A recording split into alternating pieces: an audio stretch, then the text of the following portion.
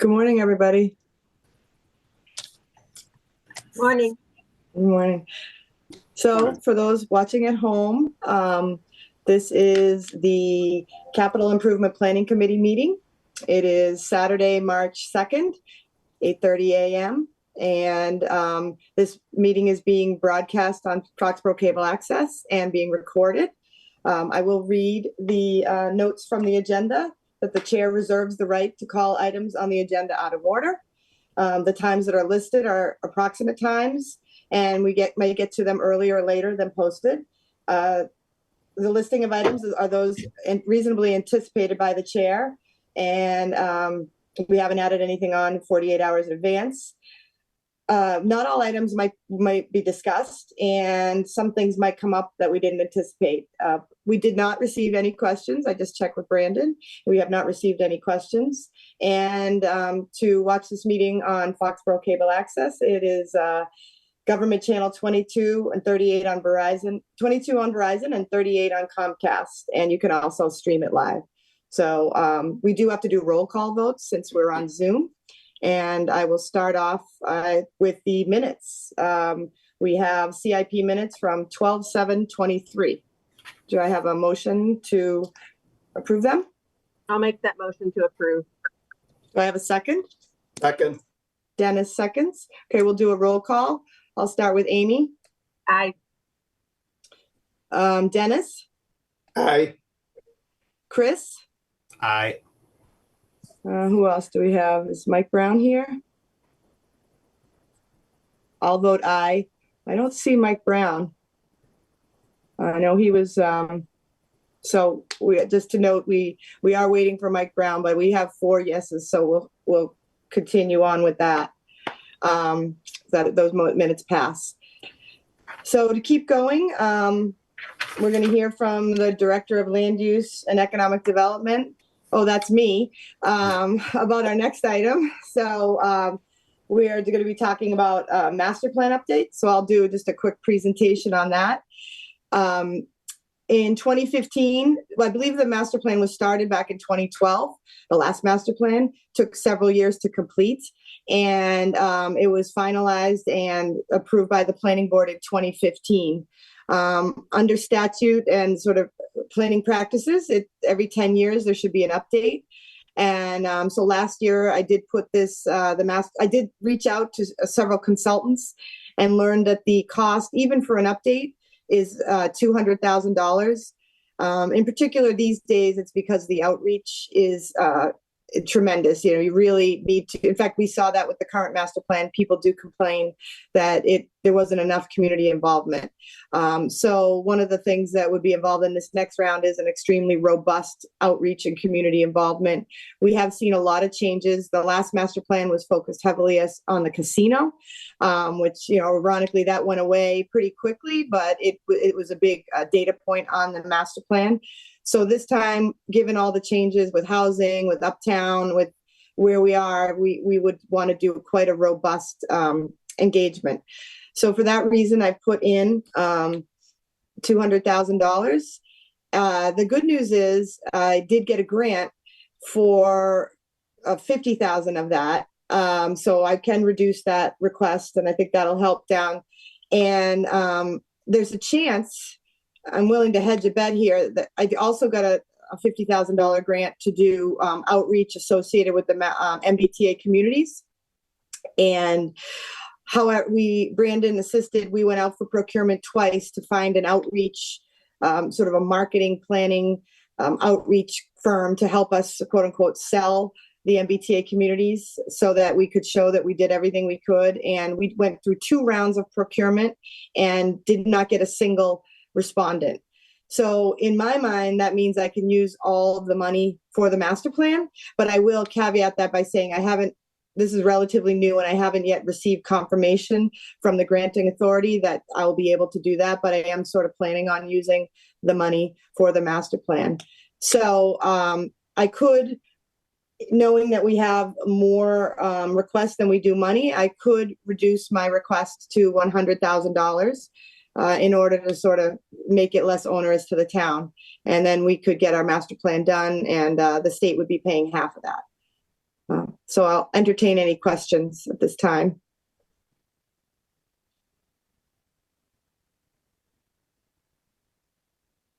Hearing none. Dennis, did you have something? Hi, Yeah, I Mike. did. Thank you, Mike, for joining Yeah, I us. did.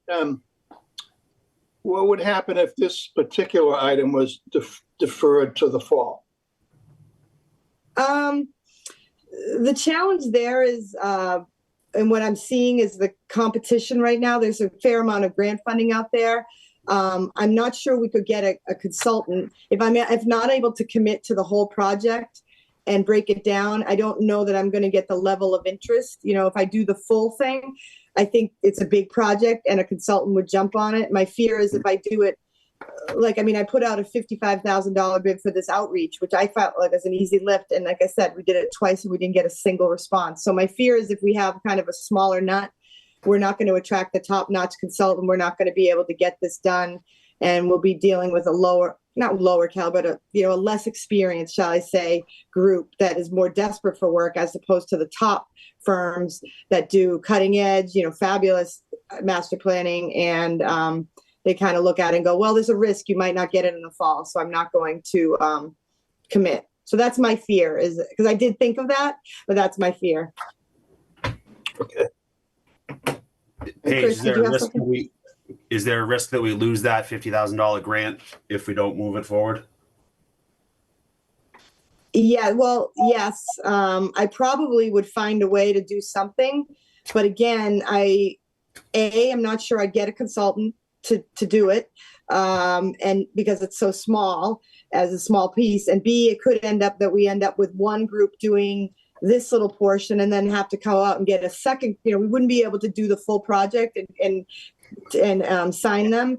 And then we run the risk of getting two different firms. And you know how that works. The second firm will come in and say, oh, well, the first firm didn't do it the right way. We actually need to do X, Y, and Z. And my fear is we'd end up duplicating efforts or not get, a seamless approach where we would waste time and money because the first firm wouldn't do it the way the second firm wanted it done. If we even got anybody to respond. Okay. Anyone else? Okay, so moving on. We're a little early, but we're going to go over to information systems with Aaron. Aaron, would you go ahead and present your projects? Yes, good morning. How are you? So I'm presenting on the 2025 capital request for our network infrastructure capital improvement. So since approximately 2014, we've been operating a joint technology services offering to both the town and the schools.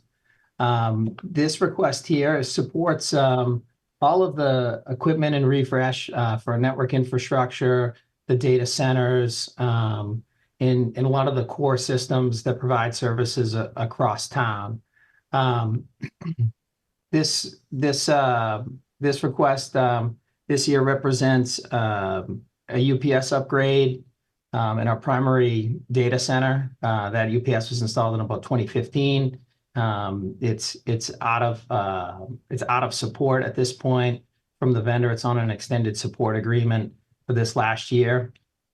The UPS system in the secondary data center at JPS was just recently replaced. That project there, it took about 2.5 years from the time we got funding in terms of being able to get delivery of the equipment and get the vendor on site to do the installation due to some supply chain issues with COVID. So that brings us now to the primary data center where that equipment is, again, coming out of support or end of support. Additionally, switching upgrades in both the data centers, the data center at Public Safety and the data center here. This past year, we've been migrating to the Azure cloud. It's a different topology in terms of accessing resources that are locally stored within buildings throughout the town to retrieving those items from the cloud. So we're looking to do some switching upgrades that are going to allow us to distribute the load to the internet and increase performance to the internet throughout the whole town at all sites. other systems that we have are email archiving system. This system was installed in 2015 again. It's coming end of support, as well as upgrades to the town's firewall. So those are the bigger projects that we're looking to accomplish, through the support of this capital plan. Again, these services and this equipment, they support both the town and the schools. And they really are kind of the foundation for a lot of the things that we do as we move forward. A lot of systems have converted or changed over to converged network-based systems. For instance, lighting control, HVAC, audio and video, a lot of these technologies, which used to be separate systems, they ride on top of our town-wide network.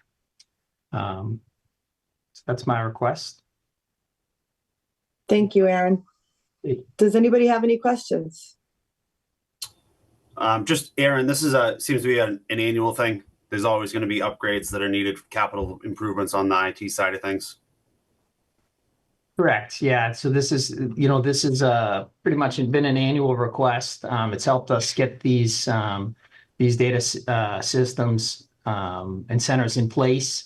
And then we continue to try to maintain them so that we don't fall behind. When I came on board, there was unspent capital funds and other budgetary support. There was approximately about $1.5 million spent in about a year, based on getting these systems up to where they should be, because they had been let fall behind. So the idea is to really keep these systems up to date, keep them under support. They're really critical in terms of our business continuity. I think we found with COVID, being able to quickly mobilize and be able to access these systems, remotely, but then also just the increased reliance on needing to be able to have these systems for business continuity, right? If one of these systems goes down and anywhere through the town, whether it's supporting the SCADA system or supporting schools and learning, or supporting town hall operations or receipt, for instance, of electronic payments or online permits, they're critical. So trying to keep these systems up to date, and then for business continuity reasons, but also not so that we're not falling behind and having a big capital outlay or need all at once. It seems like 2015 that we've had a long time. I mean, do you typically get that long? Yeah, we've done a pretty good job in terms of the value engineering we do around equipment, being able to keep this equipment in good service, in good support, making sure that we're speccing the right equipment and working with the manufacturers to keep it under support as long as we can and serviceable as long as we can. So we've done well. It's not always the case. I think what we've seen with COVID is a lot of manufacturers have they've slimmed down their product offerings, right? There used to be a widget for everybody, right? So now manufacturing and a lot of the manufacturers are focused on the product lines which are most profitable or most popular for them. So there's definitely limited offerings. For instance, like with the UPS, there used to be 5 or 6, still several vendors, but 5 or 6 vendors that we would deal with, or manufacturers that we would deal with. Since then, there's been a lot of acquisitions and mergers, and there's one vendor really that's absorbed 5 or 6 companies, right? So kind of limiting the competition in those areas, but we still do our due diligence to try to make sure we find the right equipment that's going to give us long life cycles. Aaron, I think you said that the email system was end of life, and I think there was another one, email archive, and there was another one that was sort of end of life. Do you mean, are they at their end of the life? Are you losing support for them, or both? Or could you dive into that just a little bit more from a perspective of, extension potentially? Yeah, so the UPS system here in the primary data center, that's it's come end of support, right? So end of support through the manufacturer means that they're no longer able to offer a support agreement which includes both labor and parts. So then we're able to a lot of times get what they call extended service equipment agreements on these. So sometimes they are through the manufacturer, which they'll modify the agreement and they'll say, we'll give you support, technical support or labor, but we can't guarantee you parts, right? So there's no guarantee that the parts exist or we'll be able to get them. Or in some cases, they'll say, we don't have the expertise any longer to support it, so we won't give you support, but we'll give you parts, right? Because they might still have parts, available.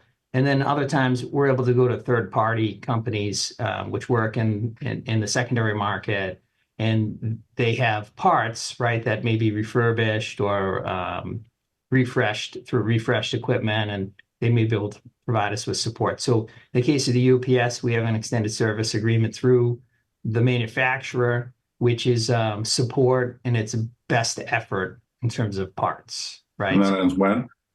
What's that? And that ends when? That's in place. That's in place this year, and we should be able to renew that for one more year.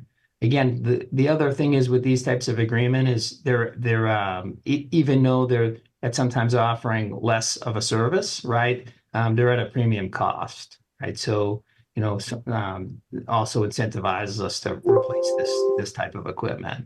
Yeah. The email system we just migrated that into the Azure cloud. So that wasn't one of the systems that I spoke about, but I did talk about the email archiver. Yeah. So the archive system that was purchased in 2015. That's the system it's used. It's used to archive business records, emails that are considered business records. We use that, for public records. We use that for if there's any need to do any discovery around email for civil process or other types of requests as well. So again, those systems, being under support are important, right? Because they're critical. They're critical for us to have up and running, and if there's an issue, to get them up and running as quickly as possible. Yeah, I don't debate that. I'm just trying to figure out when it was ending, when support ends. And oh, okay, yeah. So we're in extended support. On both. Yeah. Okay. So I'm working, working with those companies, right, to just project out how much longer we'll be able to stay, in extended support. So like the UPS at Public Safety was in extended support for over 3 years, actually, while we were working to get that system replaced. Aaron, is this something that could, like Chris asked, is this something that could be deferred to fall or split up where you got maybe half now and half in the fall, something to that effect? Is there flexibility there, given workload and all the things that would come with? Yeah, so absolutely. Some of these things we can defer. What I will say is again, there's been extended lead times on a lot of equipment and scheduling in terms of getting some of this work done. Too, we also have limits in terms of personnel, right? In terms of resources we can allocate at this. So obviously looking at what things that are priority, right? So like switches, we have switches in place, right? We're able to get replacements if we need to. But things like the UPS would be a priority, the primary data center UPS being, that's the power protection essentially for the, one half of the data center or the primary half of the data center. So wanting to. And Aaron, what component of the 200,000 is that? So that's about $100,000 right now. Okay. So, one of the things I will say with this too, we saw this with the UPS for the public safety building. When we had went through the procurement process for that, the quote was, I think it came in around 80,000. And so much time had gone past, right, with COVID and being able to get equipment. We had gone back out, right, to see what the cost would be. We saw costs had skyrocketed, between 30 and 35% on that. And we kind of lucked out. We were able to get the vendor to honor the prices that they had given us. But, so right now it's at about $100,000. Okay, thanks. Great. All right. Anybody else? I think we can move on. Let me just check and see what's next. Okay, now we're on. It's we're still 5 minutes early, but Bill Yukna, you ready to talk about schools?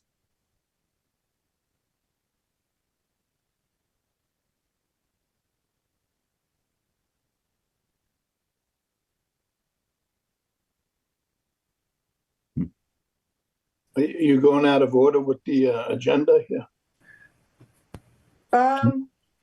I'm looking at the agenda. I thought it went Aaron and then over to schools. Yep. Okay, Did he? okay. I was looking at the other spreadsheet.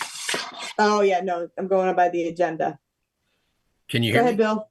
Yes, we can. Okay. So we have 3 items on the request list. I did just send Marie a copy of spreadsheets on 2 of the items that she could potentially share with you guys if you get into discussions on it. The first one being the computer equipment. That spreadsheet that we sent you basically shows you our inventory for all of the equipment throughout the schools, including our portion of what's in data centers and switch gear.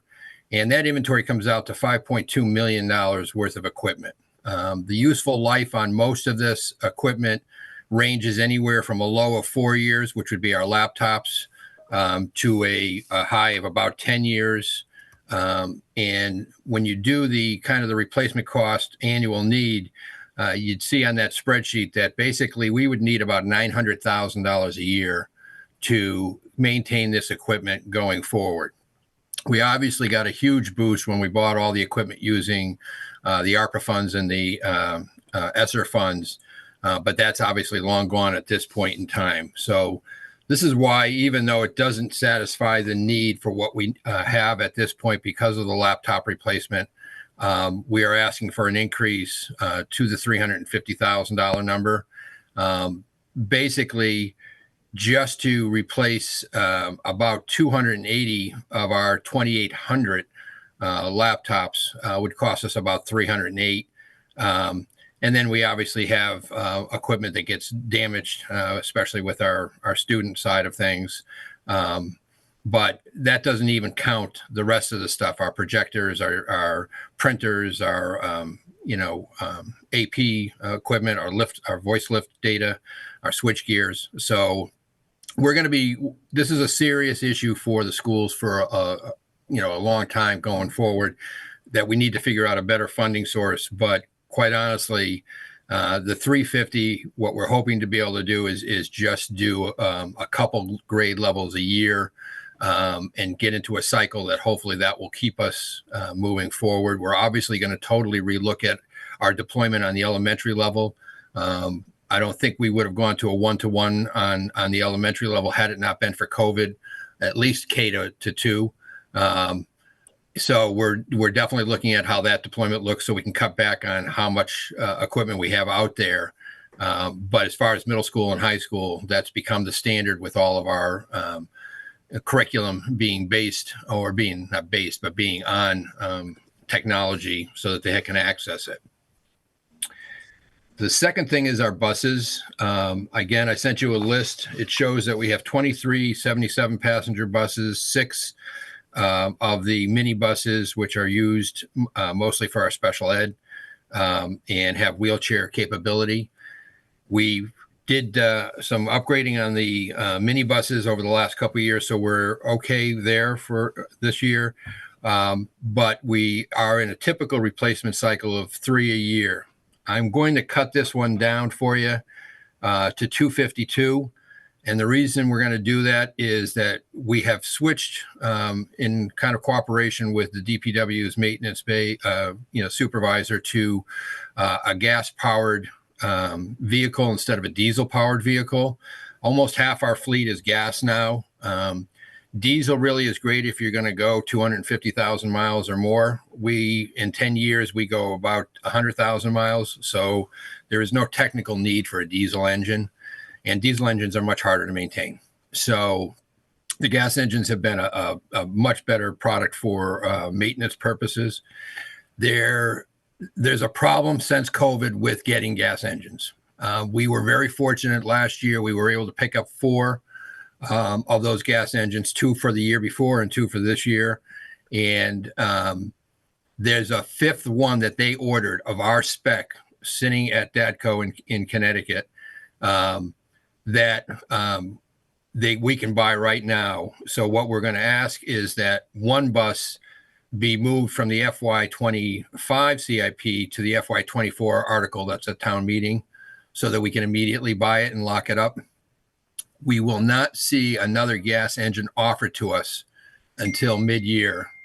And at that point, we would like to buy one of the new ones so that we can test it out and see how it works compared to what we've had. And that's why we're dropping the 3rd bus. It's not that we don't need it.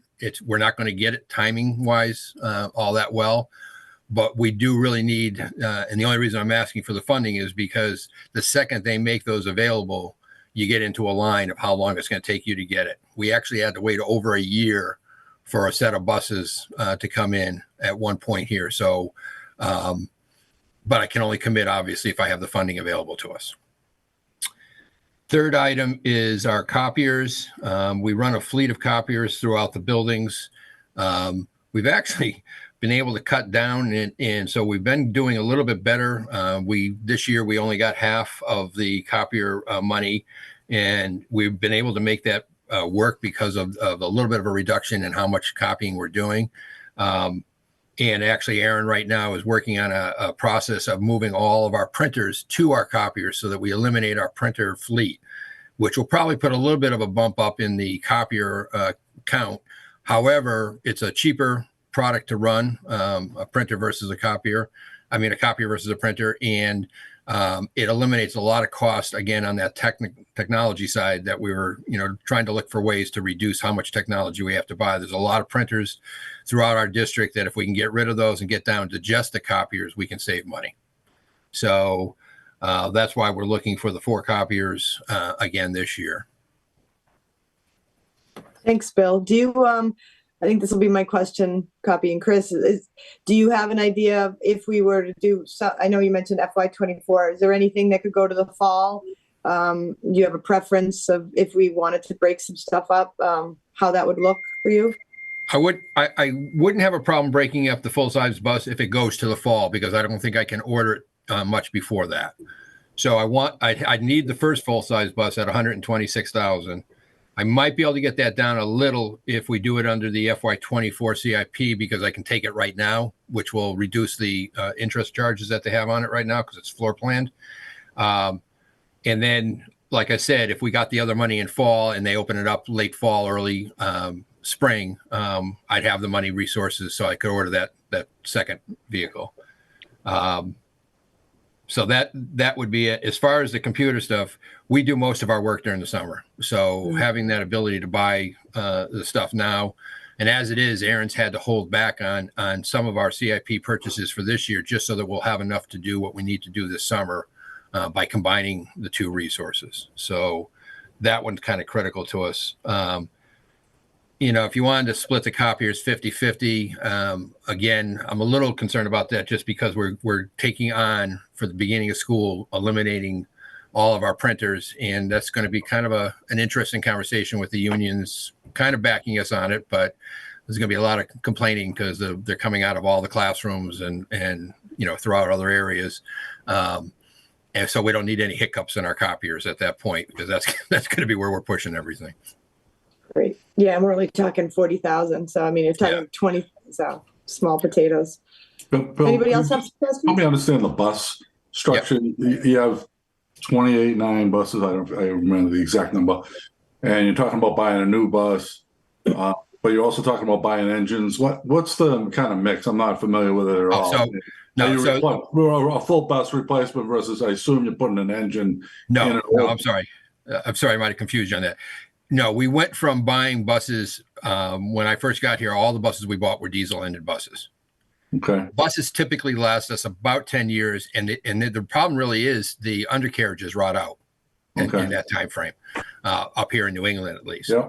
So when we get to our 10-year mark, really the mechanics are underneath them, starting to warn us about major concerns that way. And quite honestly, we've had the DOT, because they go climb underneath these things and check everything. So we've basically found that the 10-year mark is where we can make it to. The switching to the gas engine basically was something that we came to an agreement with the DPW just from a service point of view and from the fact that we don't use the diesel to its capacity anyway. Okay. So You're taking a diesel engine out of a bus before it's, is that what it? no. So we're trading in diesel engine vehicles and we're buying the gas engine vehicles on the new side. Okay. All right. Okay. Thank you. Part of the issue with that, Mike, was the gasoline engine buses we were getting. They shut down production on that engine style and redesigned the gasoline engine. So we're in a spot where, like Bill said, we have probably a year or more where we're not going to be able to order those gasoline engine buses because they're not producing them right now. So the last time we ordered them, the supplier ordered an extra bus in our spec that's on their lot. They're ready to sell it to us if we can get the money out of this fiscal year's budget. So what Bill, I think, is proposing is that he takes that out of FY24 funding and buys that as soon as we get through town meeting in May. And then when the new gasoline style engine starts up in production, we will have funding to buy at least one of those buses so that we can see what it is, how it compares to our existing fleet, and if that's something we want to keep moving forward with. Okay. Got it. That will put us behind one bus in our normal replacement. But, and I've talked to Adam in the garage and said that basically, because we could buy a diesel, we could buy 2 diesels right now. But, Adam feels much more comfortable that the gas engines are the way of the future here. And so I've told him that just means you need to keep, the fleet running. And we can't have any hiccups there. So I think that's, he's committed to that. It's we will have a few buses that will be a little older than we want on the line, but we'll use those as backup buses, which we use for trips and when a bus does have to go in for service type of thing. So he's in line with that. So I think it's a good plan to go with. So Marie, I know you're here. Marie and Brandon are on, but off camera. Marie, are you able to talk a little bit about using FY24 funds and how that would work? Yes. You're just shifting. We do have an article for the town meeting for a fiscal year 24 requests, which were deferred from last CIP meeting. So it would just be shifting. Is it 126,000? Yes. Bill? Yep. Yeah. Yeah. So we would just shift that to that other article, and then I know there's a discussion of a subsequent meeting for those 24 requests. Mm-hmm. But yeah, it's something that's doable. Okay, great. Thank you. Any other questions on this article? I've got one just on the technology side, Bill. You talked about the laptops having a lifespan of 4 years, which is, fairly standard for that piece of equipment. And, it's $500-600 per laptop. Is that something that could eventually be put into the operating budget for the schools, built up over time, where it doesn't really meet the lifespan, our 5-year lifespan for capital projects? I mean, it could. I think it's, the only other ones that I really know that do that are the fire department with their cruisers, have it within their operating budget versus a CIP thing. I think there's a downside to that too. It becomes, kind of almost a hidden cost. And with the CIP being what it is, I think the community needs to really see that one separately on a regular basis, because, I could see, like I said, this thing growing over time, and I want people to either accept or not accept where we're going with it, and not have it be part of a, $40 million base budget that, kind of gets lost. So that would be my thing. The other side of it is typically, I know what you're saying, 5 years, but it's also, when you lump together the purchase of one thing, it's well over the $2,500 number. So it's a massive number. I just think it really should be on its own. In terms of the financial implications, in terms of the laptop refresh, we project So it's about 3 grade levels a year plus a percentage of staff machines. And we're somewhere in the range of probably around 400 to 500,000. Just if we were to be meeting our need in terms of where we're at with the laptops. I mean, obviously, we do at the elementaries. Our projected lifespan for this equipment is 5 years. At the elementary level, we'll probably realize that. It does take quite a bit of maintenance, both, preventative and ongoing maintenance that we do. Like, for instance, batteries, right? We're seeing that the batteries, some have lasted 2.5 years. And then at the elementary level, we have them in charging stations, which are designed, right, to extend the battery life there. We're seeing upwards of the 5 years of battery life, in those units there. So, our intent is to keep the machines, going for 5 years. But what we're finding out, especially, through COVID, a lot of the machines were in people's homes, right, for a number of years, right, with different ability to kind of monitor inventory and care, do maintenance on them. And with damage, right, that's challenging to some cases to get to the 5 years. We've seen about 20% of the fleet, incur some type of damage, right? That, it's really borderline in terms of repair versus replacement. We've been able to do quite well with repair.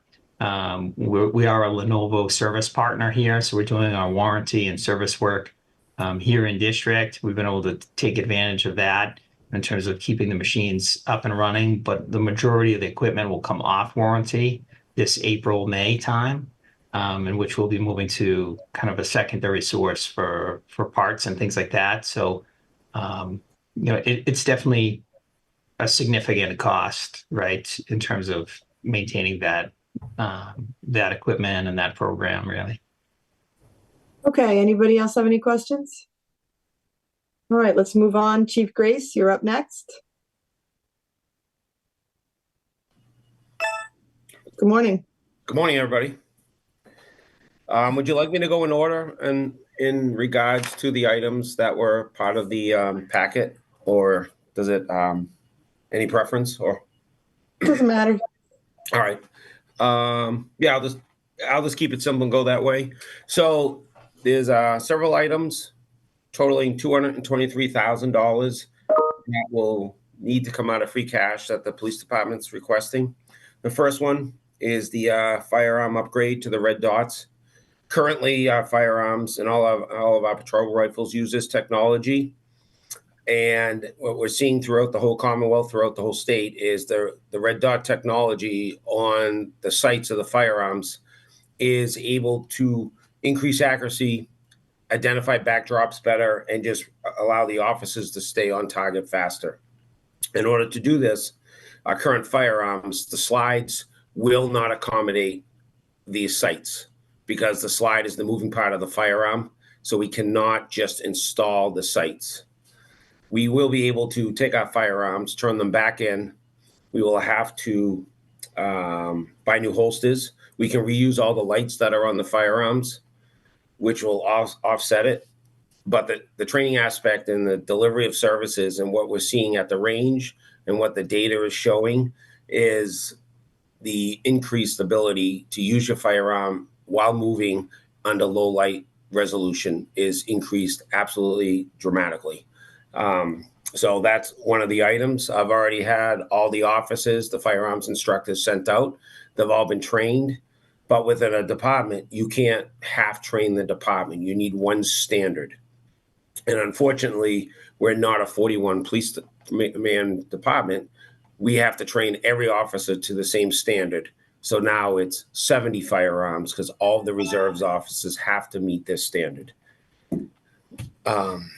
So any questions on that? That's $75,000. Hearing none. The second part is the public safety server in the building. Believe it or not, it's already 5 years old.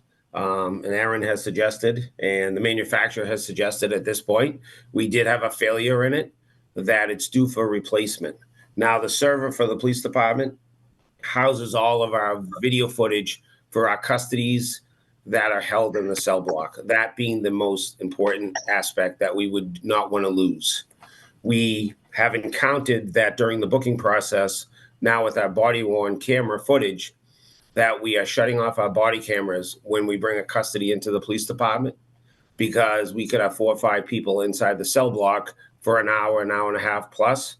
That redaction time on every single one of those cameras is, it's not attainable. It's so massive. So what we're utilizing is the system already in the building, which has audio and video. So that way there's only one redaction per custody on one film. So we did have a failure on that. It is due for replacement. It's about as high liability as it gets when it comes to maintenance and records and any kind of situation that occurs and discovery for courts. We have to have it running, and it has to be working. So that's due this year. Obviously, we've heard before there will be some lead time on install and purchasing, but we can absorb that. The third item will be the ballistic shields. Currently, the police department has 2 ballistic shields weighing 42 pounds each. Not usable, not deployable, and the average officer can't even carry them. They're really designed for a SWAT operation, somewhere where you're stagnant, where you're in place, maybe a hostage situation, but you're not able to deal with any kind of threat, ongoing threat, and not deployable. The Department of Justice gave us we rolled out a program. They gave us the max $50,000 grant to start purchasing these ballistic shields that would roll out in every single cruiser. And the additional $62,000 will give us one in every single car. These are lightweight, 16-pound rifle-rated ballistic shields with windows.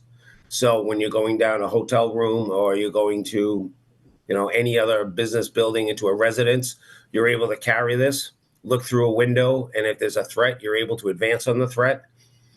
It allows every officer to still hold their firearm and carry the shield at 16 pounds.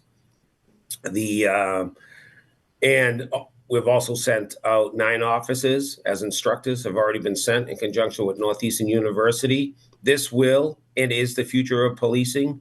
The shooting in Uvalde showed it. 3 officers went to engage an active shooter who had a rifle. They shot rounds down the hall. They retreated. They had no tools to close the gap to end the threat. This tool is in their cruiser. It can be deployed over the side of the car for protection. And it isn't just used when there's an active shooter. We get many, many single calls where we have hostile people. It can be used as a de-escalation tool for combative people who are fighting. If they have knives, it allows time and space to be created. And hopefully we don't have to use less lethal. Any questions on that item?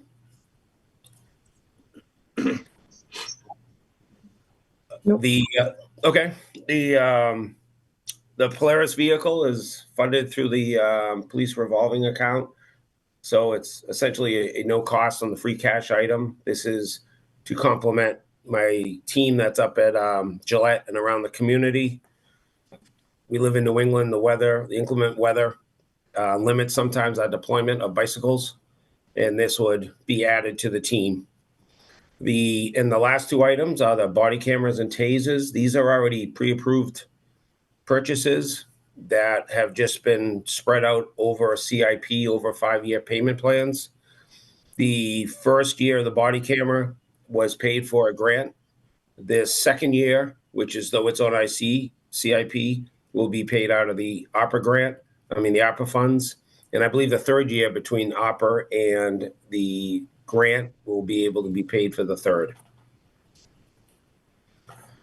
Great. Anybody have any questions on any police purchases?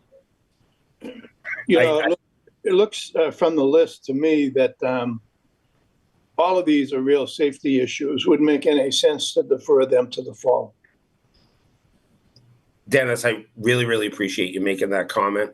And I do want to highlight in 2021, the police department asked for nothing. 2022, we asked for nothing. So my requests historically are not that high, but these are must items. These are how the offices, the saying is the most effective shield is the one that you actually have with you. If you don't have it, you can't use it. So I really ask this committee not to look at it and decide, they're not important. They are important. This is how we deliver our services and how we keep the offices and the community safe. Great. All right, on to Chief Kelleher. Chief Kelleher, are you on? I am. Can you hear me? We can. Okay, excellent.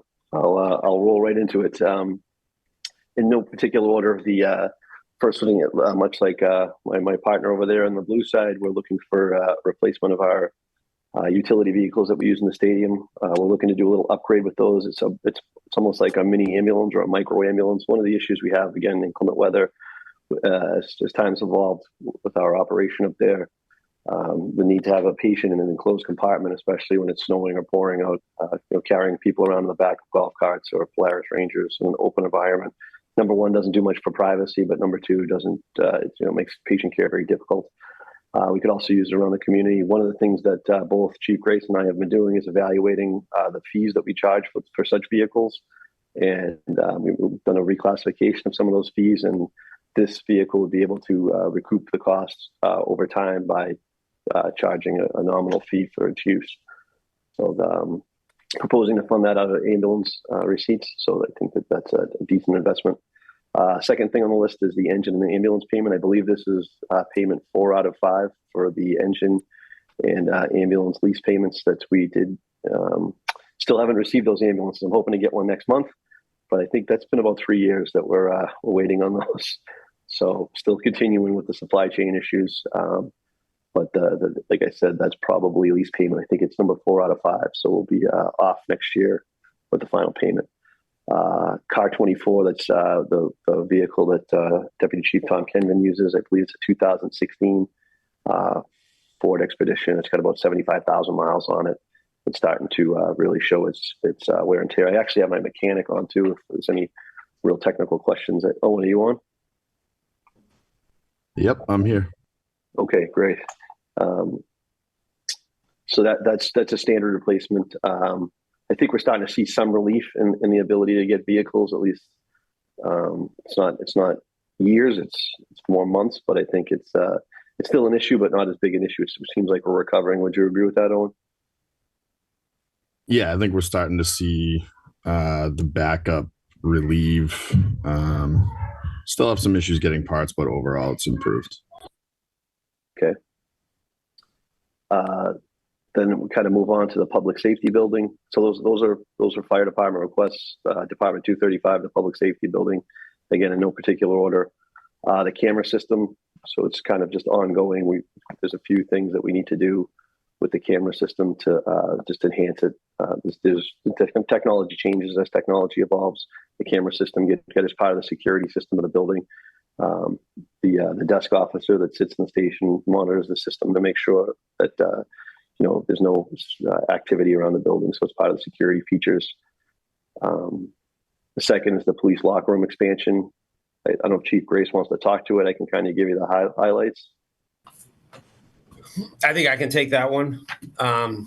Essentially, when they built the public safety building many, many years ago, the staffing ratio for women in the police department was extremely low. I think we had maybe one woman, and we had several female women dispatchers. We don't have the dispatchers anymore, but the police department has worked tirelessly to diversify, and we are 3 times that. We have 7 women working for the police department, and plus the ACO officer. So the 1 shower, 1 stall locker room has no more capacity in it.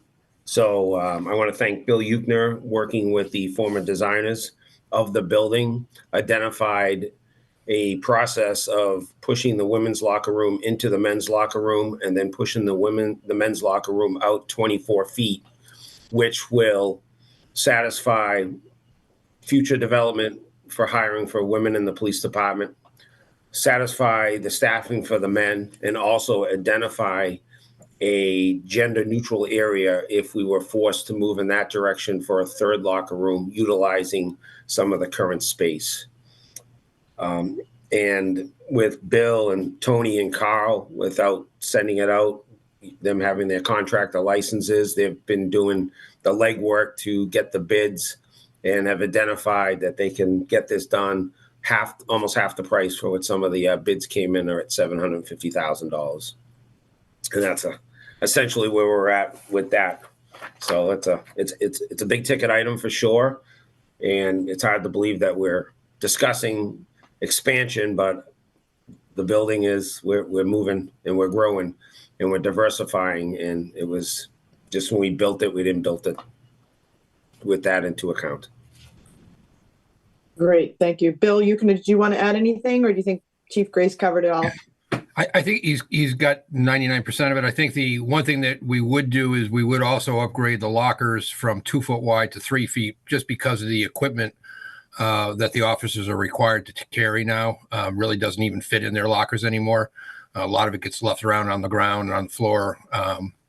So that would be part of the upgrade. And quite honestly, it's almost 75,000 of that number is, 10% of it's just in upgrading the lockers to be able to do that. And as he said, I think this is a perfect process, as we did with the concession stand at the high school, where we built it internally. We saved probably at least 50% on that. I think this is something we could easily do internally using our own licenses. We've already talked to on the purchasing side that this is an allowed way of going at this process. So we would basically subcontract out each of the phases and build it. We do believe or hope that it's under 750, but at this point, that's the safe number to work with. Does anybody have any questions? I had a question for Chief Kelleher. Chief, you said you were waiting for an ambulance to arrive. Are you down one ambulance now, waiting for that? Yeah. Yep, we're down one ambulance. We have 2 on order that we ordered just after COVID, and it's been about 3 years that we're waiting. So we're hoping for one next month and then one in April. Right. I always ask this question because of, ambulance response times and what's going on in the community with 2 hospitals out of service. So you need those ambulances. And I know you have some staffing requests that are before the advisory committee as well. So anything we can do to really maximize response time is something we ought to strongly consider. Do you have enough ambulance? I do. I appreciate I do. Dennis, I appreciate you bringing this subject up too. And I go back, Chief, to the dialogue at ICOM around the staffing. There's just to clarify my understanding, there's 3 ambulances in service? Yeah, right now we have 3 ambulances in service. In a perfect world, we have a 4th as a spare, because they go down when they come out for maintenance, and they they have, obviously they're high use vehicles, high mileage. So when they go down for service, we like to have a spare. We had that luxury, but with all the kind of jumbling around the fleet, we're trying to get back to that. I think once these 2 trucks come in, we'll be back to that. But yeah, we're trying to maximize our staffing after what hospital closed. We really saw the need. I know you had statistics on in AdCon. You had statistics, and I think there were like 70 times in the first 40 days that you had all 3 trucks out, and you were looking for heads. And that was the one question I had in the backup: is if you needed more staff, would it do any good if you didn't have another truck? No, we'll have the vehicles. It's the staff that we don't have. Okay. I have one other separate question. Are the camera systems for police and fire totally independent of each other? No, all one system. They're all one system. So I have one of my ancillary duties is I have the years ago when we moved into that building, the police chief took dispatch and the fire chief took the maintenance of the building and the custodial staff and things like that. So we that's why that request is under me, but we share a lot of that stuff. Chief Grace and I work together on a lot. We share a lot of the systems. Okay. So that's one of them. I was assuming that hearing Chief Grace talk about the camera maintenance and turning the body off to go to but I wasn't clear on that. Thank you. Just to clarify, there's two components, two requests. So one is for the storage system, the network video recorder. That's a system that that stores the video footage, from the cameras in the building and at the JPS facility. So that's the system that the police chief was asking, for support in terms of capital funds to replace that system. That system's going into year 6 at this point. Again, we take a similar strategy with these systems as we do other systems. We utilize a manufacturer's warranty, and then we go into extended service agreements with these systems until we're no longer able to do that.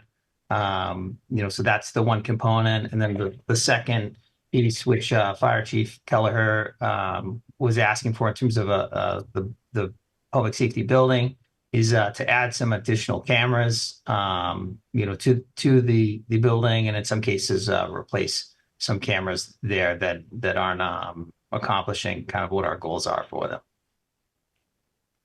All right, Chief Kelleher, do you have 2 more, the trailer and lifts? I do.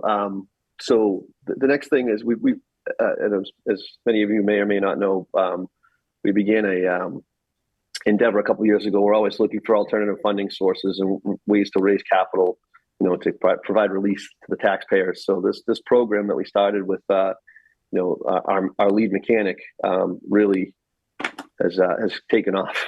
To be honest with you, with all the issues with the workforce and COVID, fire trucks are a real specialty. And it's extraordinarily difficult to get people to work on fire trucks. The labor market just doesn't support it. And there's not a lot of people there's such specialized vehicles. So we've been fixing other communities' fire trucks for a couple of years now, and it's really been successful. And so in talking with, the lead mechanic, Owen, we've kind of been strategizing on how we could, most cost effectively continue to grow this service.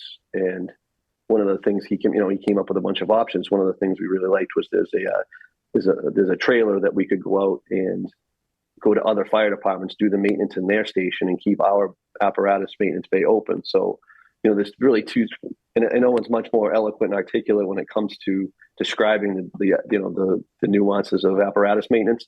But we have, we have maintenance and then we have repair.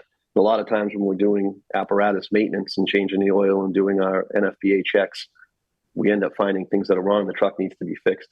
So the trucks end up in the apparatus bay.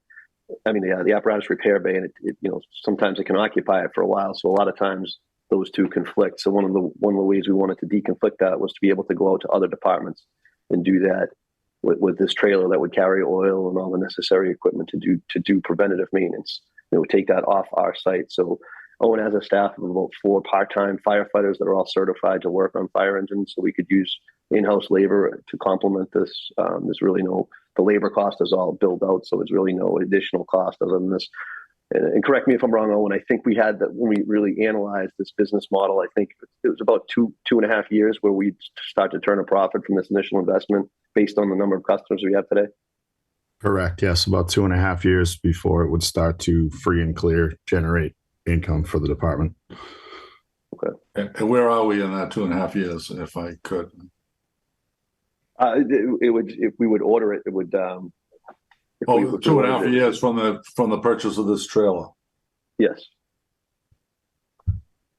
Did I miss anything, Owen? Is there anything you want to comment on? No, I think that pretty much sums it up. I think for a visual for anybody that's confused on the premise, it's the simplest, easiest way for us to maximize the utilization of our current resources.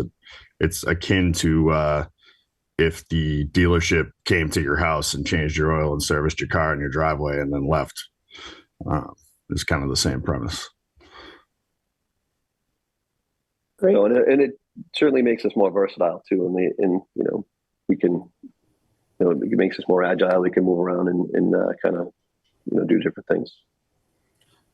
When we go out to other towns or service their equipment engines now, does that go to a dedicated fund that you guys can then reuse, or is that? Yep. So And that's that's a good question, Chris. And that's one of the I forgot to highlight this. One of the issues we have that are kind of we're maxed right now. So we generate about $300,000 in revenue and gross, a little over 300,000 in gross revenue.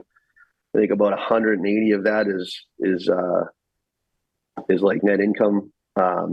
Owen salary comes out of that. We pay for different equipment out of that. It helps support our own maintenance program. One of the big benefits Foxboro has is we have dedicated mechanics that are there to fix our equipment at a moment's notice. But yeah, we have a fire stabilization fund. You'll see at town meeting there's 2 articles for fire stabilization fund to reallocate that back to our budget. And again, that's really a bonus to the taxpayer because that's not something that's not on the back of the taxpayer. We're generating that revenue internally. What would the chief? What would be the equipment? Do you guys have a number on the 300,000 is annual? That's about annual gross income from the program. And how much do you guys spend on parts and like? I assume that's embedded in the 300,000 you're charging the other towns. Yeah. So we have a sliding scale of we have pretty good.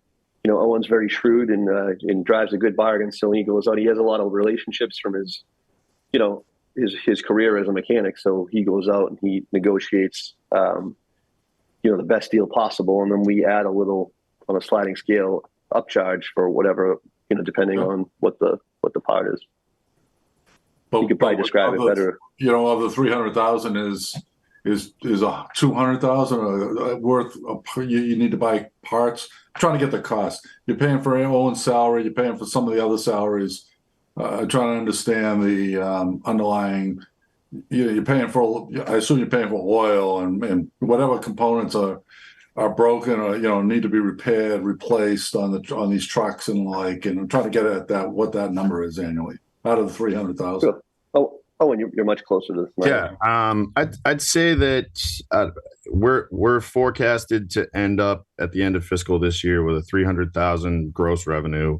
Of that, I'd say we're operating at like a 56% margin. So free and clear net at 56%. So parts cost, I think this year is on track to be 82,000. And then like the chief was saying, we have a matrix that the system I use to track and invoice and bill all our partner communities applies an automatic markup to whatever parts we buy. So we're making a modest margin on all our parts to accommodate for the time that we can't bill that we spend purchasing those. And then we're also making revenue off our own labor. Got it. Okay. Thank you. Yep. Just one question. Why would we be using free cash then if we're generating those kind of funds, that revenue? We don't generate that much. There's not after we pay Owen's salary and we just don't generate this investment would allow us to generate more funding. That's what we're looking for. We don't have the funds available in our fire stabilization account to cover the cost of this. We're kind of like I said, we're kind of at a standstill because we're limited by space, not by ability. So to clarify, Chief, with the trailer, by being able to take it off site, you anticipate being able to grow the program. Your revenues would, and you said it would pay for itself eventually. So it's basically, this allows you to be off site, go to other communities, do the work there, bill them more, and then hopefully in a couple of years it will have paid for itself and you'll continue to produce more revenue and grow it. That's correct. Yes. Okay. Now, same question I've been asking, is there anything you could defer in this program in your budget that would give us some breathing room this round? Yeah, I think in talking with Chief Race and Assistant Chief Buckley, who kind of maintains a lot of he's kind of our technology liaison. I think we could defer the upgrade of the camera system to the fall. And I also, in talking with Owen and prioritizing the lists for the mechanics bay is the next thing I was going to talk about. Those are pretty much at end of life. We had a failure. It was difficult to get the parts. I think they're in decent shape. Is that still the case, Owen? What's your opinion on that? Yeah, they're original to the building, so they're from 2008. The department has done a great job of keeping up with them over the years, but we've been informed by our service company, who is also the manufacturer dealer, that they're becoming difficult to service and that this model is at end of life. But they have told us that we can get parts and an inspection on it for at least another year. Okay. So this is, the lifts really are, I mean, they might be able to be deferred, but it's absolutely something that has to get done. It sounds like you certainly, back to the last conversation we have, and on our own equipment, we can't afford to lose those lifts, and they must be replaced. Yeah, but I think we're pretty comfortable if we want to defer that to the fall to free up capital. That's fine. I think we can knock on wood. We've confirmed that we'll be safe through the fall, possibly another year, but that we will need to come back eventually. Great, thank you. Any questions? Yeah. Oh, and is that an in-floor lift, or is that like? No, they're mobile post lifts, kind of like Adam's using as well. Yep. Okay. Okay, thank you, Fire Department. On to Public Works. Chris, we're a little early, but that's okay. We have Lance joining us, it looks like. Oh, you went on mute, Chris. Chris is gonna put up the slides, I think, for me. Great. We have quite a bit of stuff, so I put some slides together just kind of to go through it. Let's see. Oh, can I not Visuals share? always help.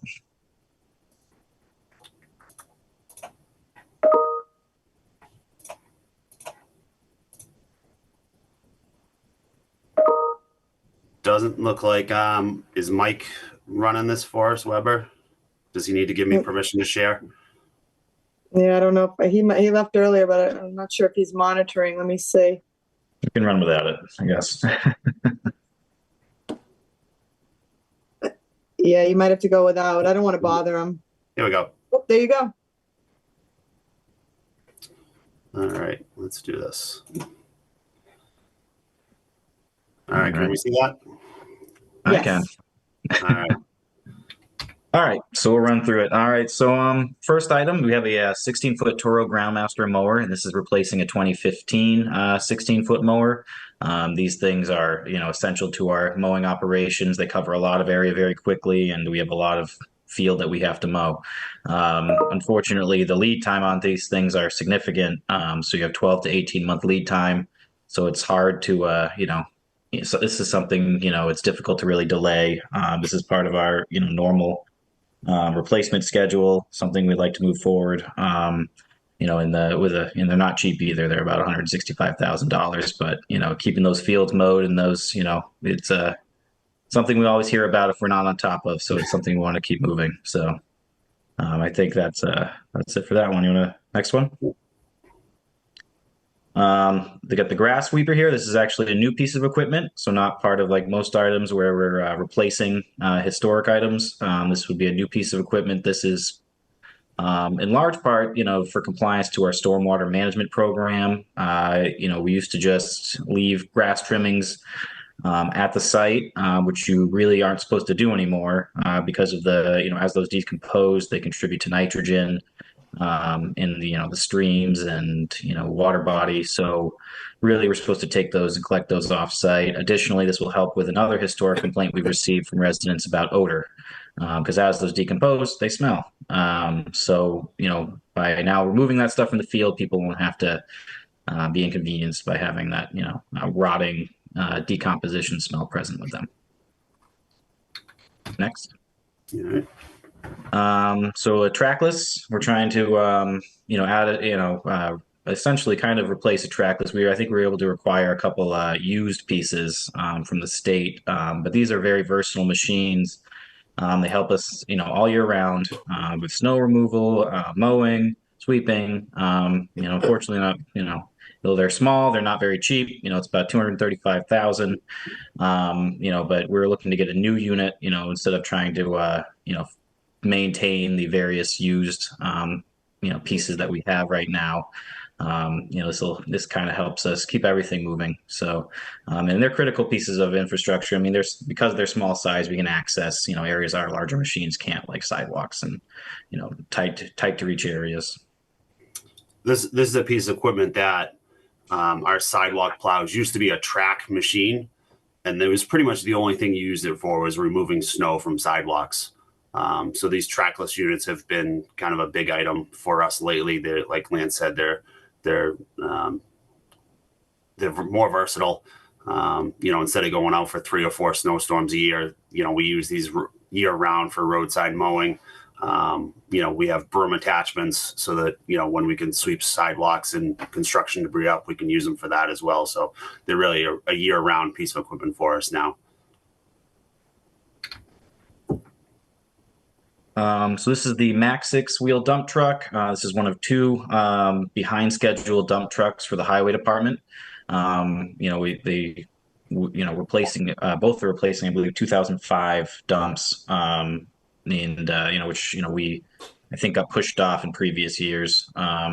So I mean, these are pretty vital. Again, we use them. One of the big things they are used for is salt. As we're not able to salt the roads effectively, that means ambulances can't get where they want to go. People can't get to their jobs. So, a pretty vital piece of equipment. And as you can see from the pictures here, that, salt has its exposure over the years, has its wear and tear. As you can see, the corrosion on the metal on the underside of this dump truck here. Looks like, we have, there's potential for a little bit of cost savings if we are able to reuse the slide-in sander from truck number 2. But ideally we would replace that as well. Yeah, so these trucks are past due. I know we've come over the last 8 years now looking for these larger dump truck replacements. I think we've replaced 6 of them. These are the last 2 in the fleet that are part of our snow and ice operation, as well as daily use for hauling material throughout the year. These 2005, by the time we get a new truck, this truck will be 20 years old, which is really beyond where we want to be. These size trucks should really be every 12 to 15 years getting replaced. So we're trying to work on that schedule with these last 2 replacements. Here's so this is another Mack 6-wheel dump truck replacement. This is for Tree and Park. So this is actually replacing a 2008 one. So this is actually kind of on schedule, but still you can see the wear and tear, the rust and corrosion, how the metal's being chewed away over time. So this is, this is not the full sanding equipment. So it's only $270,000, I think, Chris, right? So that's part of the cost savings there. Yeah. This one has a larger body to it. We use this for a lot of our tree removal. So instead of chipping or cutting up those stumps, those logs, when we're taking larger trees down, we can fit 12-foot logs into the back of this truck, which helps expedite that process and get us off the road and out of the way a little bit quicker. So we kind of already ran through this, but same deal on truck 4 here. It's a critical piece of infrastructure. You can see the corrosion on the tank from the salt exposure. I mean, unfortunately, just by the nature of the work it does, these things are exposed to a lot of heavy corrosion, and they get eaten away over time. So definitely want to prioritize the replacement of these dumps. And we have here just a regular replacement for a 2013 Chevy 3500. It's a daily use vehicle for Tree and Park, and we use all of our our trucks like this are used for plow operations and snowfall. So all our guys are out there. All our staff participates. So it's good to we want to maintain our own infrastructure, so we're not too reliant on outside contractors to do this kind of work too. And these are things that, some of these pictures show the kind of the surface rust that we're getting on these trucks, but similar to the school buses and what police and fire experience is that, it's really the underside of these vehicles that start to rot through the frame itself, just due to where we live. The days of just putting sand down on the roads are gone. Everything is salt. Everybody wants to see black roads when we have snow on the ground or ice. And, unfortunately, the vehicles kind of take the toll on that. So while you're just seeing pictures of the surface rust, it really is the frames of these trucks that are falling apart. Did you want me to run through this, Chris, or would you prefer to do this? Yeah, I can touch base. So that kind of takes care of the general fund equipment side of things. The last item is the facility renovation project that we have. So we are looking to expand our DPW facility. We would relocate our vehicle maintenance bays over to that new facility. We would also have an interior wash bay that will meet our stormwater standards. It also has large site improvements. The bus parking would get relocated on site, but kind of pushed into the Pine Grove a little bit and relocated over there. And then one of the big items we have is a new fueling system for the town. Right now, the only fueling station in town for all the town vehicles is here at DPW. So this would give us new above ground diesel and gasoline tanks and pumps. We're looking at a canopy with fire suppression system on that as well. We're also looking at, with existing funding, renovating the existing building, new HVAC, new roof, exterior block repair and paint. This is stuff we already have funding for, but just wanted to kind of highlight that we're taking care of the existing building in process of trying to get an expansion on that facility. Talking to the engineers as late as yesterday afternoon, that cost, every time it continues to rise. Their latest cost estimate was actually $15.9 million. There is a large contingency in that. The bids are due April 24th. So prior to town meeting, we would actually have a bid in hand with a contract ready to go. Unfortunately, one of the things we're up against is the timing. The ballot vote, that language and dollar amount is required by the end of March, which we will not have in time for. However, when we go to town meeting, we can have that dollar amount as part of the motion. So I think for, the recommendation of this committee, we're going to, err on the side of caution. That's the number that would likely go to Bob Cutler for a ballot vote in the first week of May, and then we could have a final number, contract number in hand when we go to town meeting. So we could hopefully reduce that number down. Just quick, I did throw some slides in here. So one of the things you'll see is the new maintenance bays with the vehicle wash bay. You'll see the bus lot gets pushed over, the parking gets realigned. They'll have their own entrance and exit into that bus lot now, reduce conflict coming through the fueling island.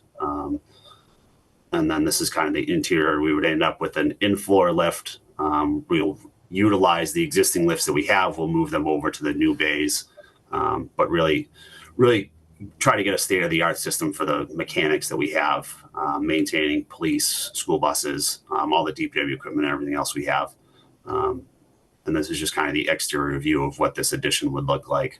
So we'd have our wash bay on the closest end to the street. 2 bays would be just pull in, and then we'd have 3 pull through bays.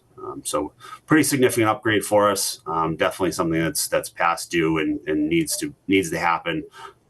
We have a lot of OSHA standards from DLS coming through to us now that we just don't meet in our existing facility. So this helps us do that. I think as far as general fund goes, this falls into our general fund request as well. So roadways. Lance, if you want to touch quick on our pavement management program. Sure. So thankfully this year we have an influx of, additional funds that are coming into our pavement management program, which is going to definitely help. Between the fair share funding, which is, I forget if it's the millionaire's tax or the billionaire's tax, exactly how that was written, but a portion of that is dedicated to, roadways, which is great. So now we're gonna, this new total of around 1.3 million we're looking at actually puts us right on target for our maintenance budget. Probably where we should be annually. And we have, unfortunately, we haven't been there historically. We've kind of been stuck with only about half that, with just the Chapter 90 funding.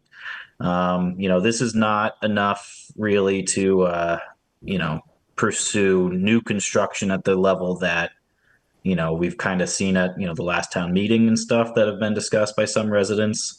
This is really kind of on target for maintenance, what we have with, between our 95 miles of roadway and 72 miles of sidewalk. This is just, this is kind of, based on our estimates, enough just to, start really maintaining that at an efficient level. So, unfortunately to talk, new construction, that's a separate discussion. But so looking at the, coming up schedule, we got West Street. We're gonna, repave that. We tore that up, part of the water main project, so we got to get that repaired. Dudley Estates, Market, Rock Hill, Union, Shoreline, Bragg, and Hollow. Then we have a number of roads that we're going to do some rubber chip seal, which is kind of an affordable, life extending, alternative that, roads that, are soon to be need to be mill and paved, give you another 10 years on that. As part of this project, additionally, we're going to be looking at reducing pavement to some extent, so we have, as part of our MVP process that we went through, and as part of discussions in terms of, expansion, we're looking for options to reduce impervious area in all of our pavement management projects from here forward. And that's really going to come in the form of mostly, very wide roadways that, can be brought down to more conformance to the current subdivision standards. And, because what happens is, you have these old subdivisions built in the 60s and 70s and 80s that have these, massive right of ways, a large paved area. And what it does is it impacts the environment. It also increases speeding, and increases our budgetary costs in the long term. So reducing those widths down will help us, from a budgetary standpoint, but also help, create safer neighborhoods. It'll create more environmentally friendly places like that. Additionally, the removal of duplicitous sidewalks in residential areas that, like something like Main Street, we're not trying to, it's good to have sidewalks on both sides of the road there, but in a more residential area, modern subdivisions, we're not really putting sidewalks on both sides of the road. So more in keeping with that, one sidewalk is sufficient in most cases. So we have to make a judgment call on what to do there. So that's something to kind of keep an eye on moving forward. It may come up in future discussions. So then the list of sidewalk reconstruction projects we have here that, will be, so we are investing in our sidewalks, and, trying to get those back up to a better standard. All right, I think that wraps up our general fund requests. We can pause there, or I can crank through the enterprise water and sewer requests if there are no questions at this time. Chris, on the facility build out, on the fuel side, what is the mix of throughout? You guys are fueling, I assume, all town vehicles, your vehicles, the buses. What's the mix? I remember going back to the conversation, I think, with Bill around diesel versus gas, and they're moving towards a more of a gas type engine structure. Is that true? Yeah, so we guys, or on our smaller vehicles, all our 1-ton dump trucks, utility bodies, we have moved those to all gasoline engines as well, similar to what the buses have been doing. Our larger trucks, those 6-wheel Mack dump trucks, the fire apparatus, we're just not going to be able to get away from those diesel engines on that equipment. The split right now, we have 2 10,000 gallon tanks, one for gasoline, one for diesel. That's our plan, is to put those back as is. They'll just be above ground. Part of the issues with the underground tanks are they require they actually fall under the underground storage tank requirements through the state. So we actually have to do testing on those annually. The tanks that we have in the ground now are more than 30 years old. So the state recently came out and said that we need to insure those tanks. Unfortunately, because they're more than 30 years old, we can't get insurance on them. So the town has actually gone out and said, we are financially stable. If there's an issue, we have the ability to, take care of that. But that's kind of a short-term solution as we work to get these tanks above ground. So there'll be, double wall tanks in containment, less maintenance on our end, less regulations as well moving forward. So, thanks. Chris, Dennis, any items that can be deferred to the fall from your list? Yeah, I mean, going through this, talking to the mechanic, my mechanic supervisor, I think the grass sweeper, we're where that's an add-on piece of equipment. We're trying to supplement some of the work we do. That's something we could potentially push off until the fall. Depending on where we go, the trackless unit, like Lance said, we've gotten rid of a lot of those tracked machines that just get used for snow removal. We have been able to pick a couple older machines up off of state auction sites, stuff that DOT no longer uses. We're able to take it and kind of rehab it and put it into use. However, these are machines that generally when they go out, they end up broken for some reason. So we're trying to get a new one. If we needed to wait until the fall, we could on that as well. And then I think the third item, which is kind of, big ticket items, we do need to replace these 2 6-wheel dump trucks. 2005, 20 years old is just too long to let these things go. They also have a 12-month lead time before you get these in. But if we had to defer one of these, we could defer one of these as well. Is kind of what we've talked about. One of these highway division dump trucks needs to be replaced, as well as the tree and park truck. We take down too many trees throughout the year, storm debris, as well as just our dead tree removal, hazard tree removal program to go without this truck. So as you can see, the body's starting to turn to Swiss cheese, as well as the underframe rot. So there are a couple items on this general fund side that could get deferred if needed. Like I said, those 3, the grass sweeper, the trackless, and then one of these 6-wheel dump trucks. But Chris, you would like when I listened to you, I had a slightly different, you would prioritize the 2 Mack 6s over the 6-wheel dump. Or no, the other way around. You would prioritize the 6-wheel dump over one of the Macks. I would prioritize this one for tree and park over one of those other highway division trucks. Yeah. All right. Yeah. By listening, I had a different order, but that's okay. Thank you. Okay, you guys want to keep going with enterprise?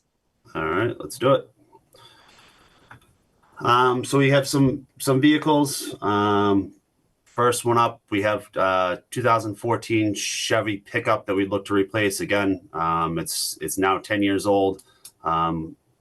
The pickup trucks really don't serve a big purpose for us anymore. Most of the 1-tons that we've gone with are utility bodies. They're able to store the equipment, the tools that they need a lot easier. So when they pull up to a site, whether it's for meter replacement or main break, they're more equipped to do that rather than just a pickup truck with a toolbox in the back. So this would be a 3,500 utility body, $135,000. They also get added to our plow fleet. So all of our water department staff does plow. So all those trucks now come with plows as well. And as you can see, this one's starting to rust through. It's been in a couple accidents. So it's been repaired, but it's coming due. We have a valve trailer. So this is something we originally bought back in 2013. So this was actually prior to my arrival. This is something that we have over 3,400 valves, gates in our system. We operate those gates as part of our annual program. We do hydrant maintenance, we do our valve system maintenance, and our flushing program kind of all in one. So these are gates that get operated on an annual basis. It used to be 2 guys with breaker bars walking in circles to open and close these valves to exercise these things. So this is really a lifesaver for the staff. You can program this thing through a computer for torque, so you know how much torque you're actually putting on that valve, so you're not snapping the nut off and breaking those valves. It's a pretty good piece of equipment. It also comes with a Vactor component to it and a small jet. So if they show up to a valve and it's full of dirt or water, they can suck that out. They can clean that debris out and actually make that gate operable again. So this is something that's was quoted at $90,000 and is now 11 years old. We have our Main Street water tank demolition. So this is a tank that was built in 1938. It's been offline for 6 years now. We were waiting until we had the second tank up on Hill Street complete in order to remove this and demolish this tank. We have completed that Hill Street project, so this tank is now due to come down. We've done some initial work to put a scope together as far as demolishing this tank. Unfortunately, what happened was it came with testing the paint on the tank, and that tank came back with lead and some PCBs and some other hazardous materials. So the tank itself will have to be demolished it as a hazardous material.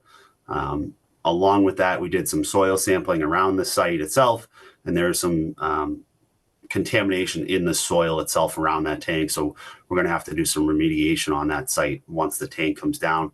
So instead of, 8 years ago, somebody said that we could probably take it down for the scrap of metal, we're now looking at a $350,000 request to remove this tank. There is some work with Mass DOT because they have their microwave antenna. You can see the small building to the right of the tank in the picture there. They actually house some radio equipment on that site. So they're working to remove that, at least on a temporary basis, and then we'll need to figure out what we do with that site after the fact. This is something that they would love. DOT would potentially like the property to put an antenna up there to continue their operation as is, but that's something to be determined what we do with the site after the fact. Our PFAS treatment plant, we have FY24, we funded the design of this PFAS treatment plant. We are in line. We have been approved for an SRF 0% loan for up to $14 million to build this plant. EPA has reduced the standard for PFAS down to 4 parts per trillion. Just as we thought we were good under Mass DEP standard of 20 parts per trillion, EPA came around and said they were going to reduce that further. So we got in line with SRF loans. It is a 0% interest loan, which is good for us, although it is still an expensive item. We are looking at having this designed this fiscal year and then going out for construction and having that under construction in FY25, hopefully online sometime in calendar year 25. So this would actually go down at the Chestnut Street Pumping Station Road treatment plant. This would go in line with the existing treatment plant that we just completed 3 years ago. The building itself is actually bigger than the plant that we have, just with less technology. There are 4 filters in the plant that would remove that PFAS. This is something that's going to be an ongoing issue for us. It's not just the construction of these, it's then the ongoing maintenance of these items. The activated carbon in these plants, we expect will need to be replaced every year, if not more frequently or less frequently once we get that going. So the operating expense on these is going to be, anywhere from $300 to $400 to potentially $500,000 a year on these PFAS treatment plants. Water main replacement. Chris, I'm sorry to interrupt. What's the payment? What's the terms of the loan? So it's a 20-year term. 20? Yep. Flat? 20 divided by 14 million flat payment? Yep. 0% interest. Yep. And there's supposedly some principal forgiveness on these PFAS loans. We don't know what that looks like yet. It could be, maybe it's $1 million a year, or sorry, $1 million off the top. But we don't know. We won't know until we actually sign the loan, which would probably happen sometime after July 1st. So it's possible that loan is a little bit less, but this is what we've been approved for. Okay. As part of something close to $1 million, like approaching $1 million in annual payments on the loan, right. Too. Plus the 300 to 500 to maintain it. So probably over $1 million to operate this thing on it. For the next 20 years. And this is one of potentially 3 that we're going to have to build. So, Chris, is this paid through water receipts, or how is it repaid? Yes, this will be paid through water revenue, water receipts. Okay, good.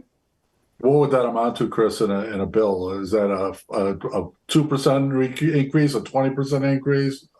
So when we went through our rate setting for this time last year for FY24 and then looking at FY25, we increased the rates 12%.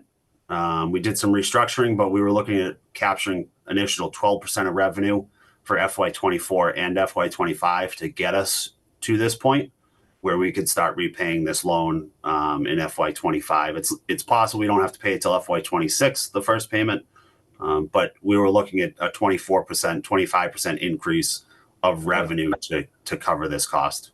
Yeah. Okay, thanks.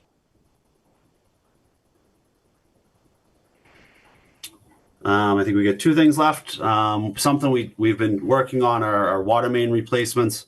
We've had a goal to get to $1 million a year annually.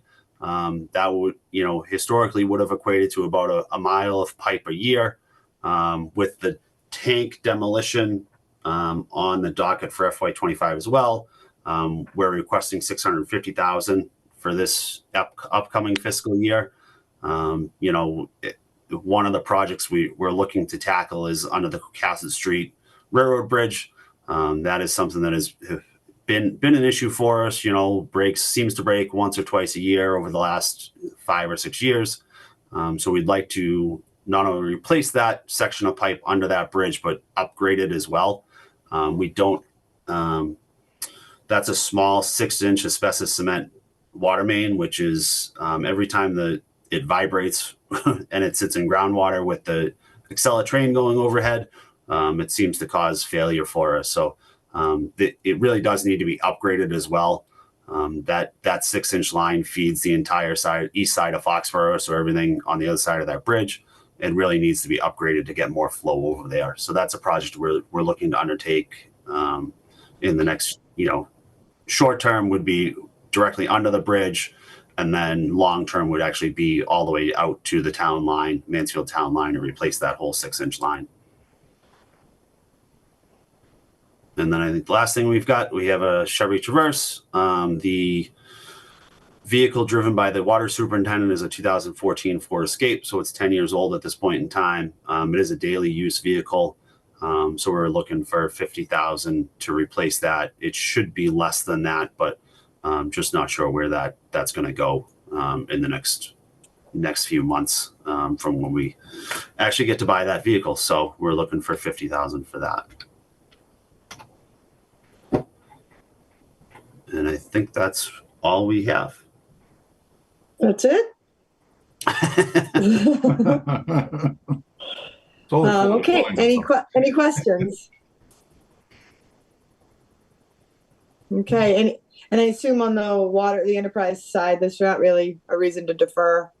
Right. No, we'll as we're doing our rate study for what the rates should look like FY25, all those projects get included in that rate study. So if that shows that we have to go up 25%, we'll pull back. We're not trying to hurt the residents that much. We are expecting probably another 12 to 13% rate increase on the water side. Sewer is a little bit different. We don't have as much infrastructure work on the sewer side at this point in time, so not much of an increase on sewer rates. Okay. All right, let's move on to our last major item before we get into ranking. And we have Marc Craig, who has been working tirelessly on our newest project that popped up opportunistically. And Marc, do you want to give the group a bit of an update on where things stand right now before we get into this? Yeah, and I'm going to be very careful because this is under active negotiation between the Select Board and the Church of Latter-day Saints. So about a month ago, it was brought to the town's attention that the Church of Latter-day Saints at 76 Main Street was for sale. The church is sort of consolidating and moving over to their Franklin branch. It's commonly known as the Foxboro Ward. So again, it's 76 Main Street. It's about a 17,000 square foot facility spread over 2 floors. Building includes offices, 3 sets of bathrooms, program rooms, the chapel, which is essentially a performance hall, and a gymnasium. To put that in comparison, the senior center currently is 8,000 square feet, but it's also 4,000 feet of the basement that's unusable and inaccessible to the public. So it's a much larger facility, and obviously the recreation department is operating out of a small garage. So the vision is for Council on Aging, Human Services, Veteran Services, and Recreation to all move into a nice community center And that's sort of where we are now. We've done several tours. Myself brought the select board in, department heads, and then Chris and Bill brought a lot of firms in to look into the building and do inspections. There has been some talk, and I'll kind of address it here because it is in the public. There's been some talk about mold, and it's been in the press. However, we've received mold reports back from the church that have said no visible mold was noted. Air tests showed relatively normal mold levels and relative humidity to be in the excellent range throughout the building. So we're very happy about those. So at this point, the select board has made an offer, which was reviewed yesterday. We were told that all offers are going to be reviewed on March 1st and then progress from there.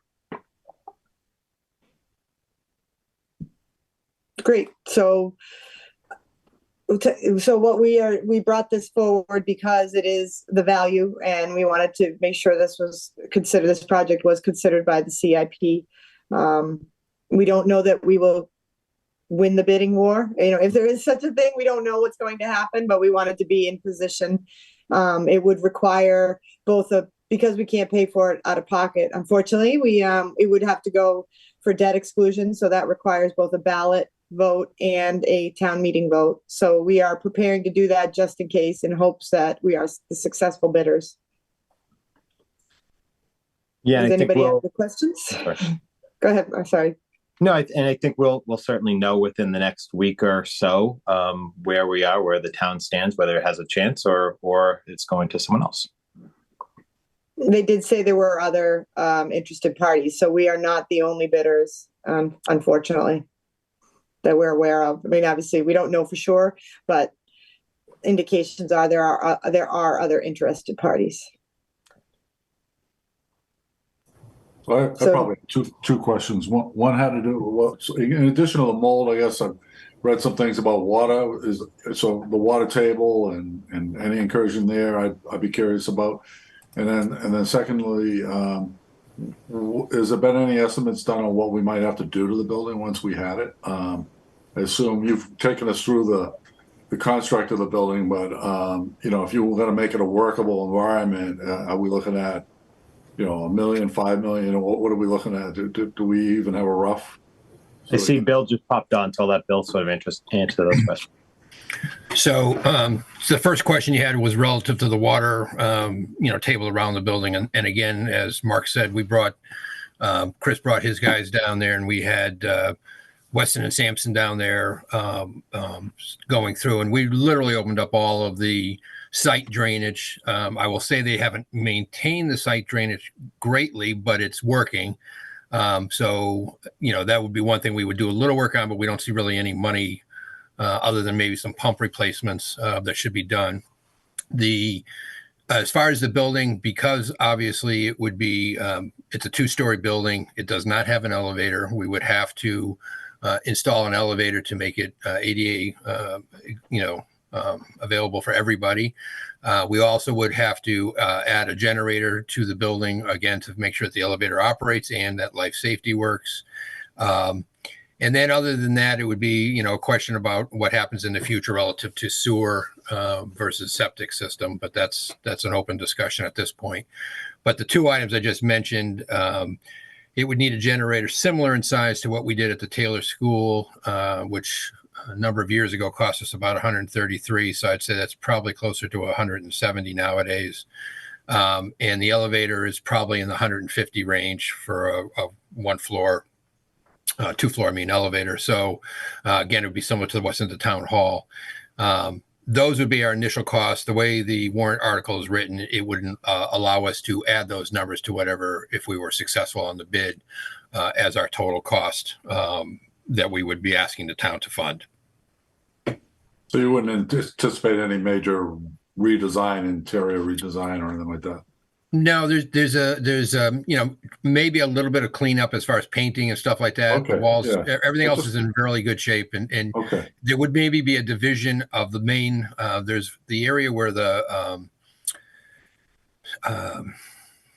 altar is actually also goes directly into a large, almost like recreation area. So we probably would put a dividing wall there, but nothing really of any significance. Okay. I haven't been in the whole building, so I think I was in one little closet area one time, but It's a nice building.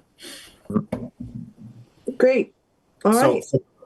Just a quick on the dollar amount associated with this. When we look at, what we might purchase the building for and, then do some renovations for, does that dollar amount need to be adjusted as we vote on this? Or are we looking at just voting on or looking at that 1.5 million for the time being and then make adjustments through this committee as we go forward? I think what you'd have to vote is the premise of going forward with the project based on whatever the successful bid and incurred cost would be. So you're not able to really lock it into this number because again, there's a process for the purchase itself. But because it's going to be approved by town vote and by town meeting, you're covered in it. Under the CIP guidelines, basically what it says is that you have to review the premise of what you're buying, but you can basically say because of the unknown value at this point, you're in agreement with the concept. Okay. All right. Thank you. So thank you, Bill and Mark, for that. I'm sorry, Paige, but Go ahead, Mike. I also assume one part of the discussion might come up in my AdCom too, so I'm going to raise it. One part of this discussion is there's been a desire, obviously, on the table for a community center. And if you were to go down that path and bond it and do it somewhere else, has there been an estimate on like what that construction might look like and what that value might be? Because that's, I think, pertinent to this sort of opportunity. And I think that's actually a very important question. When an initial study that was done for where the laundry building is off of Payson Road, the area that we cleared, took the building down, based on construction cost and soft cost, you're going to be close to $13 to $14 million to build that building. So that's kind of what you were comparing it to. And what we have seen in our construction costs is we've seen, close to $600 a square foot for construction costs. So obviously this is an opportunity for quite a facility and it's well built. So for quite a facility price wise and getting close to 4 acres of land with 130 parking spaces already on it, is a major savings to the town. Yeah. And Mike, the other point to make to AdCom, and I'm sure we'll be in to talk about it, but is we also can sell the current senior center building and the property. And it's zoned residential right now. And I think we could probably get about 4 units in there if they went residential, but there might be some consideration if we want to look to see if town meeting in the future is willing to look at extending commercial down there. I wasn't here when the original uptown zoning was determined, so I don't know what landmine I just stepped on by saying that. But, obviously if you change the zoning, it might change, that site does have sewer, it does have parking, so it really might have a greater value as commercial, but it's just something we might want to look at. So we are looking at the value of that and trying to, we would be looking to offset the cost by selling that property. I guess it's nestled against housing, right? It is. So that's the risk there. Right on the bridge. Yep. That's another town meeting. That's not this one, but it definitely has value. I mean, even we all know the housing situation. Even 4 units of housing, in the old senior center might be very valuable to some. So will it be something we'll look at down the road? Mm-hmm. All right. With that, Marie, did you want to give us, I think you've probably been doing some tallying. We're going to take a break and do some ranking. Did you want to give us an update on where things stand based on the offers that people have made to maybe defer if needed, and where our numbers on the chart stand today, right now? Yeah. So let me just backtrack here. I apologize. My nephew is here, so you might hear him. Buddy, go over there. It is Saturday, so. So when you make, so the only two adjustments that I've made were to reduce the master plan to 100,000, and then to reduce the school bus to from 354 to 252K. So what that did is it dropped the free cash request to 3,154,446. Now, when it comes to free cash, we have 3 million available. So you're talking about deferring 154,000 of the request, assuming that the committee wants to, fund every single request. The other funding sources, ambulance fund, there's enough money there to cover that. There's enough money in the police, their apparatus fund. There's ARPA money there. Chapter 90 and the fair share, those are grants. The bonding is the bonding. You have the SRF loan, and then as Chris mentioned, anything coming from the water and sewer is going to be funded by those funds. So really, the focus here is to determine, like I said, there's 3,154,446 in requests from free cash, but we only have 3 million available. So it's just determining if the committee wants to fund all of the projects. You might have to defer one or two or a portion of some of them. That's really, your decision to make. And Brandon did send you all the ranking sheet. So there's essentially three options. So one is for funding and to approve it now. Two is to yes, but defer the funding to the fall. And then three is to yes, but defer the funding to another fiscal year. So you'll just need to pick 1, 2, 3. What was that? Weren't there a number of other things other than the school bus and to be deferred? I had written down a number. Yeah. Mike Kelleher offered up the lifts and the cameras. The lifts and the cameras. And I know that Chris offered up the grass sweeper, trackless, something or other, and a highway dump truck. Yeah, I didn't make adjustments for those just because, I think it's up to you as a committee to determine which ones of those to defer. There's more than enough. With deferring just a few of those, you'll take care of that small deficit. Like I said, I only adjusted the two that were certain, which was the master plan and then the school bus, because we're shifting that other school bus to the 24 CIP request. Marie, what's the total number you have for requests? From free cash, 3,154,446. Okay. And we have exactly 3 million in free cash. So you're talking about 154,446 that would need to be deferred. Yeah. So Marie, I'm just checking on the buses.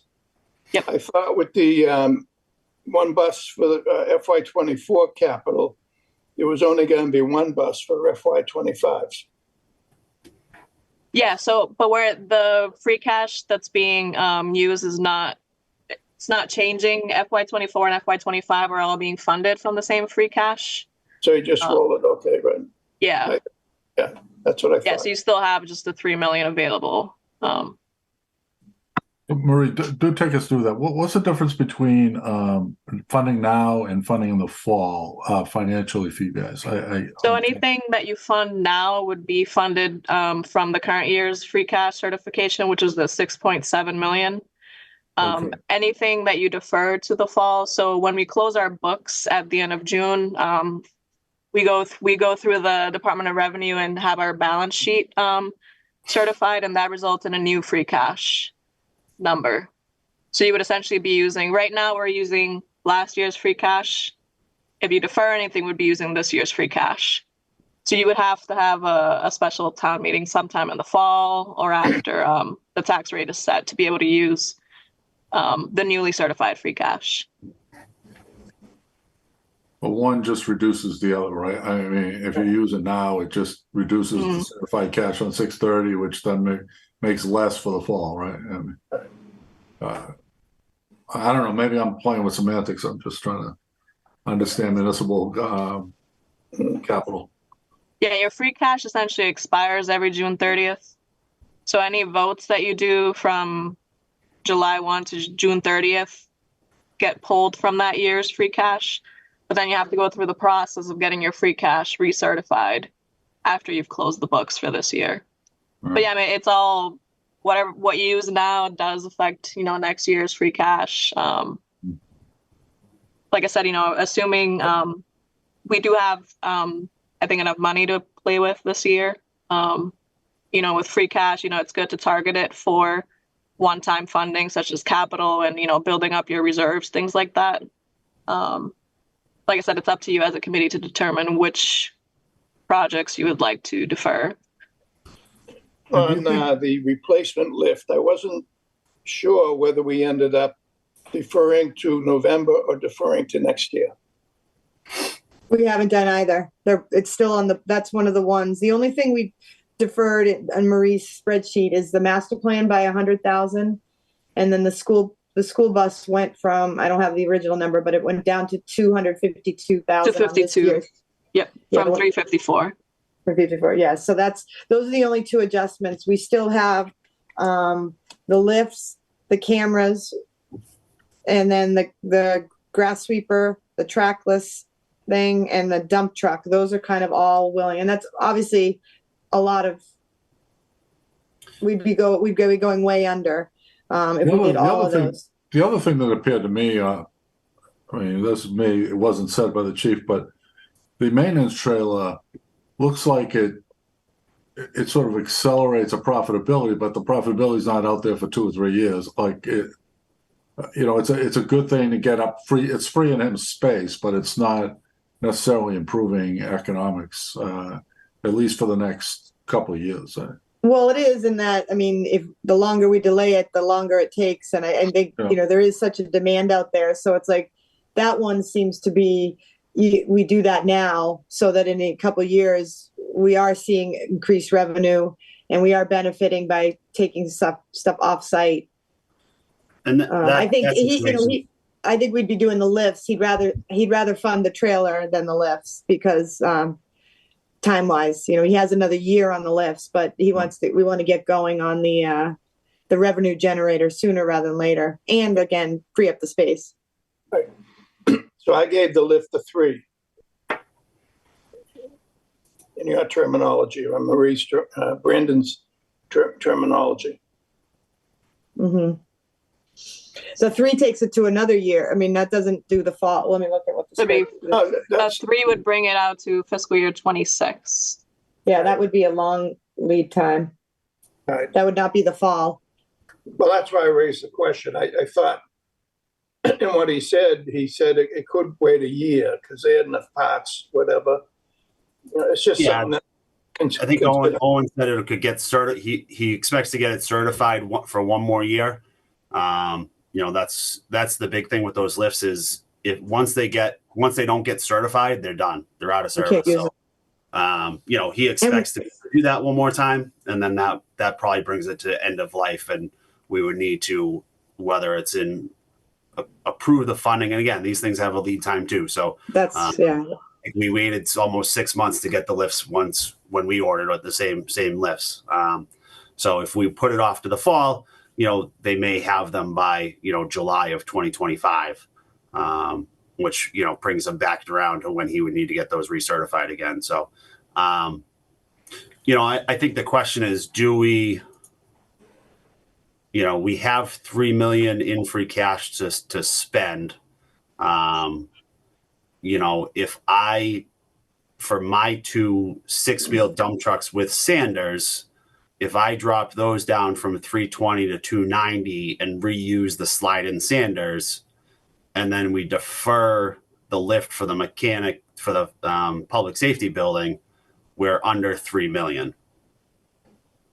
I get to 2,993,446. So we're then under that 3 million in free cash. So I guess it really becomes: do we want to fund everything on the list minus the lift? Are there other things that people feel are worth putting off? What does the free cash do besides going back to the reserves if we don't fund those items, if we don't spend that 3 million this year. I think it just goes back into the pot for future capital items. Yeah, and I would just want to, I mean, I like Chris's approach, but I would want to, make clear that I think it is important to get the lifts in the fall. I would hate to see us in a position where we then, because something fails or we're not certified, we're now trying to hire other communities. And I know that the demand for repairs on fire trucks is overwhelming right now. So we need to be in control of our own destiny. Marie, do you have any, like Chris said, if we decided just throwing a number out there to just go, oh, we're only going to spend 2.5 in free cash on capital. What does that gain us? What does that lose us? And I know you're fiscally conservative. What do you recommend? I mean, I think, these are projects that are needed. So, I mean, if you don't fund them now, you're just kicking the can down the road. I mean, free cash is meant to be used on one time. Sorry, that's my nephew again. One time, expenses. So, me as a finance director, I firmly believe in that. Spend the money on capital items, building up your reserves. So if you don't use the full 3 million, I mean, it just stays in your undesignated fund balance, and it just becomes the overall fund balance. Once we close the books this year, the net results of this fiscal year's, operational results would generate a new free cash number. So I mean, the money is not going to go away, but I think the needs are there. Why not just fund them? And like we're seeing, everything's going up exponentially. So the longer we wait, the more it seems we're watching the DPW building go up, and everything's just increasing.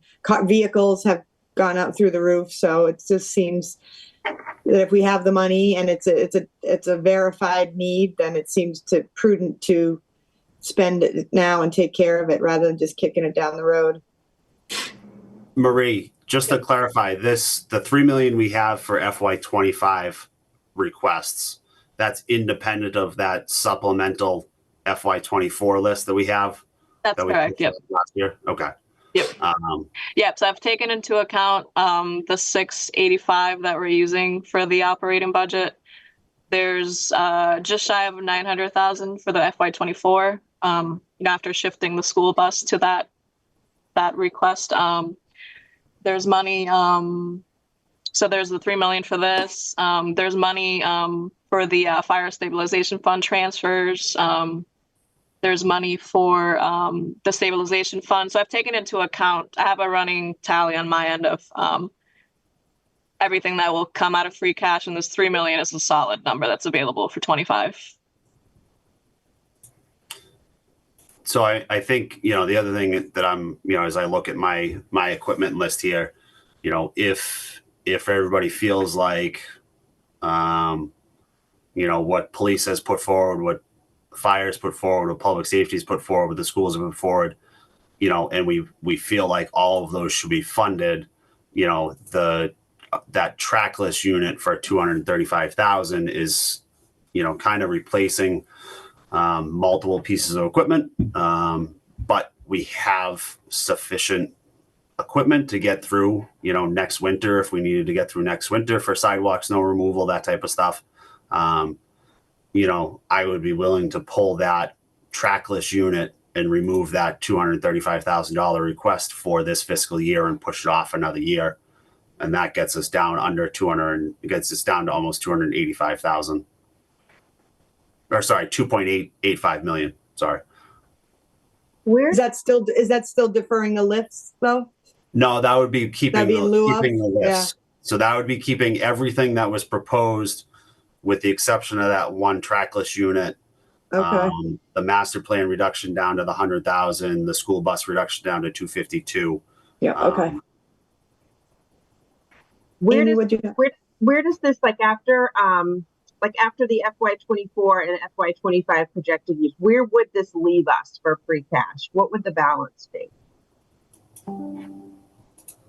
So when you take into account everything, let me just pull up that file real quick.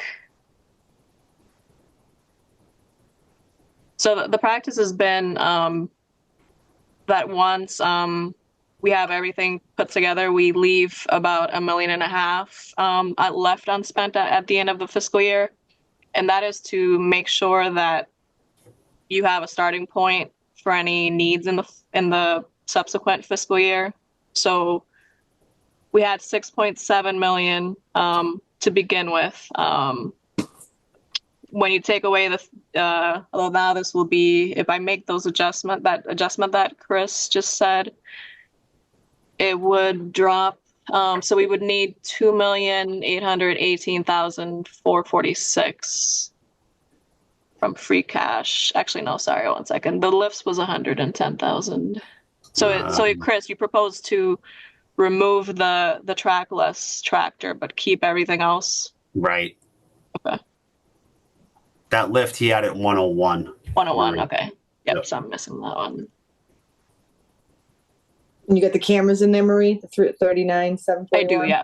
Yeah, Okay. so I made the adjustment for the master plan for 100,000. I moved the school over to the 24 requests. And then if I take out the trackless tractor, so that we would need 2,919,446 in free cash. So if I make that adjustment, and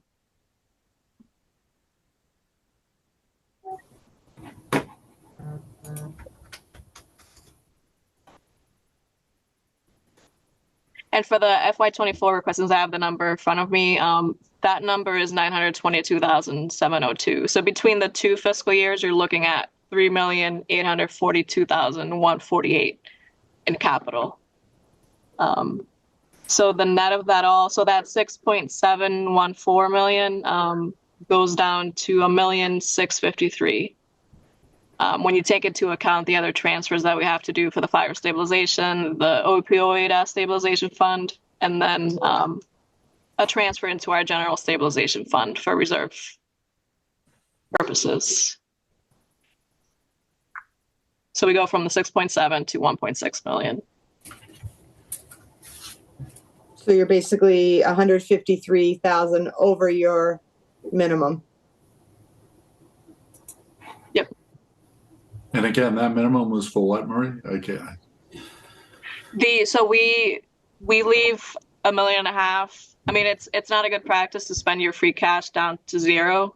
Yeah. Because if you have, a bad, operating year, there's a lot of ins and outs. Like free cash is not just an operating budget surplus.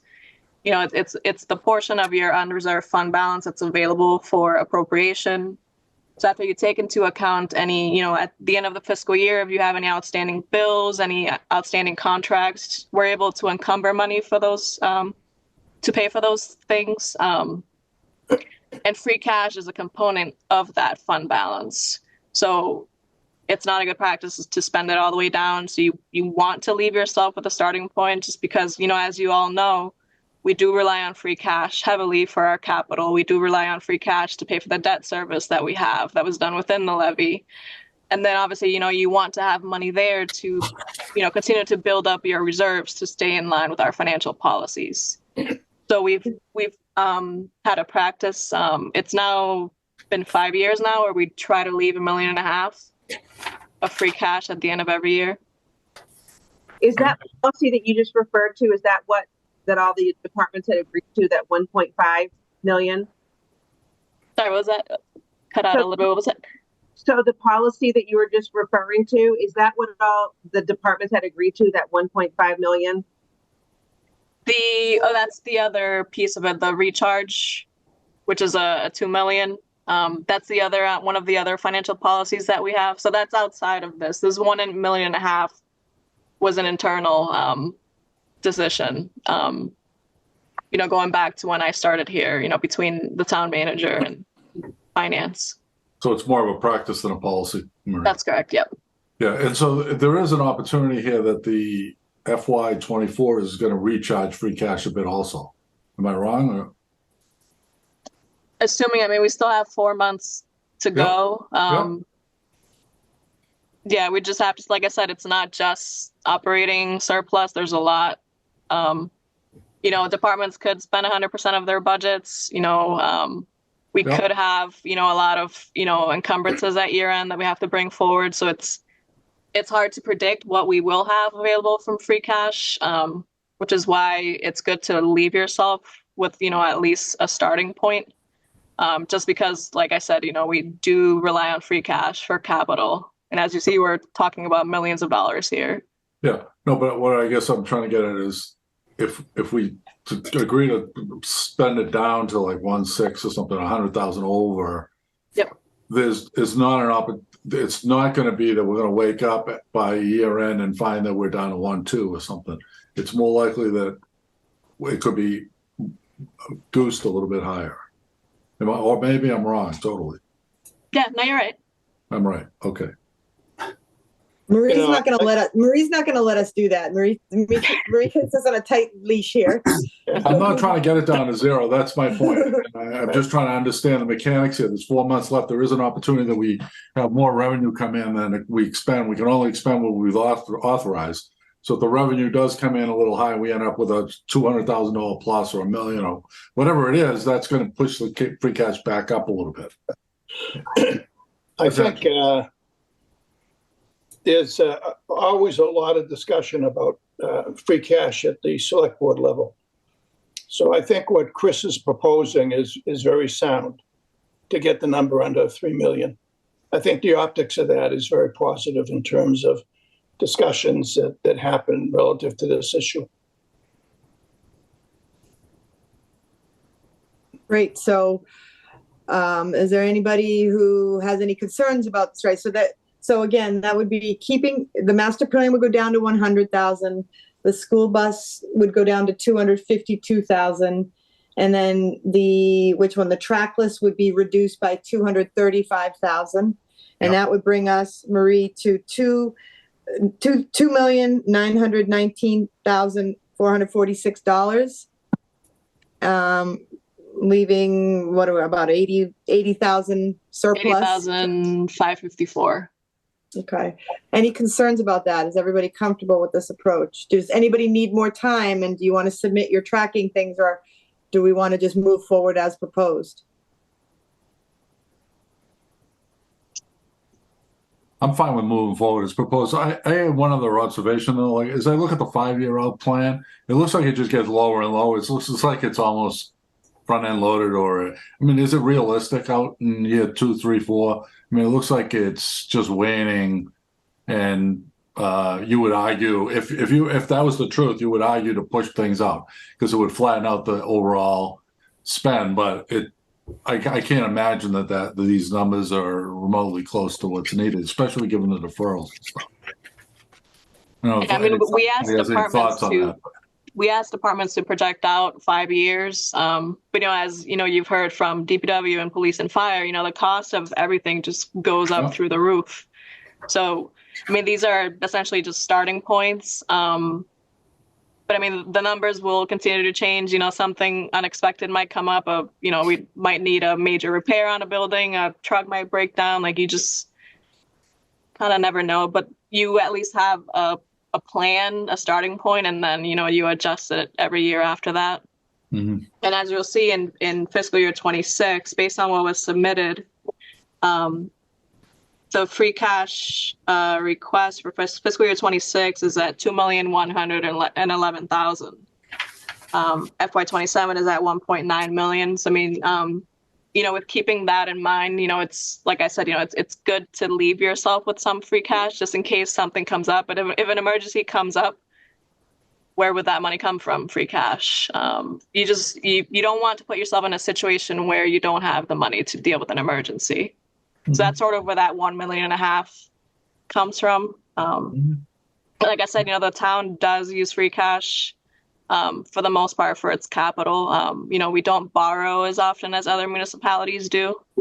So it's good to have that as a funding source. But yeah, I do see what you're saying.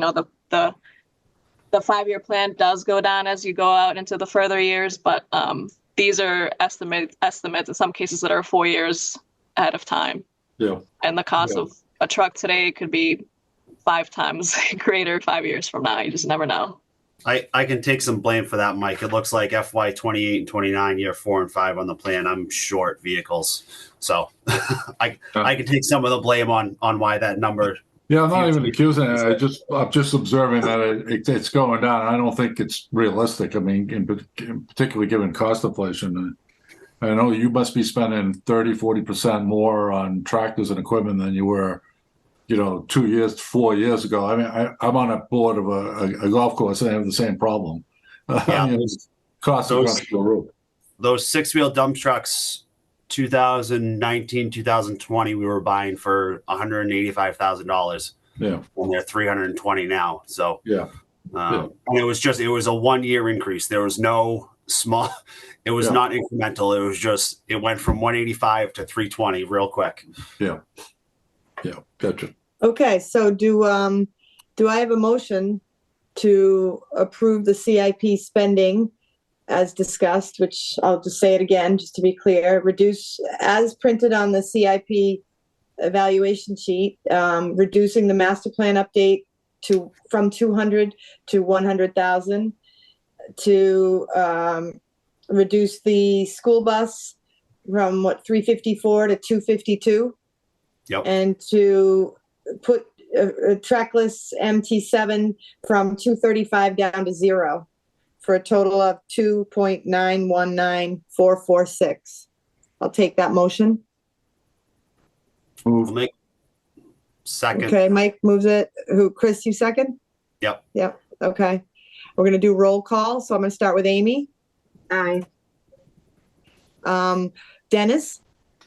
Aye. Mike? Aye. Chris? Aye. Paige? Aye. There we have it, 5-0. Do you need to vote the entire CIP budget, the 37 million?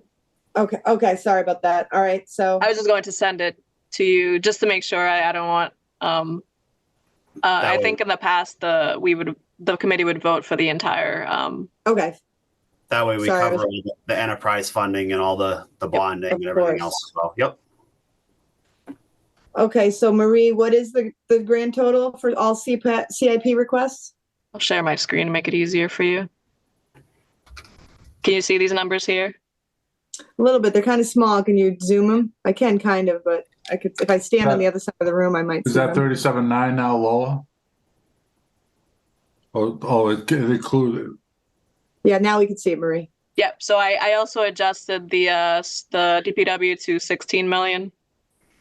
So that's reflected in here. So your entire CIP fund requests are this 37,902,996. And then these are all the funding sources down here. Okay, so I'll take a motion to approve the entire grand total for CIP request with the funding sources as noted for a total of 37,902,996. So moved. Dennis moves it. Do we have a second? I'll second. Chris seconds. All those in favor? Amy? Aye. Dennis? Aye. Mike? Aye. Chris? Aye. Paige? Aye. Okay, 5-0. And Marie, we were going to have another meeting. Do we have a date yet for that, or is that something you're going to email us out about? I think Mo's responded back saying the 12th, I believe, if I'm not mistaken. And everybody, what time on the 12th? Yes. It's at 2:00. Yep, so I think we just need to hear from Dennis and Mike. I think Chris and Amy said you guys are good. Mike said he's good on the 12th or 13th. Yeah, 12th and 13th are good for me, Maria. Either one. 11th is an issue for me, but not the 12th and 13th. All right, so we want to do 2 p.m. on March 12th? Is everybody able to do that in person? Yes. Yes. Yes, yeah, I can do that. Okay. Great. All right, I think are we ready to enjoy our Saturdays? This has been fun, Paige. It has been great. You want to stick around? So do I have a motion to adjourn? I'll make that motion. Amy, thank you. Second. Mike second. Amy, Aye. Dennis, Aye. Mike, Aye. Chris, Aye. Paige, aye. All right. Thank you, everyone. We are adjourned.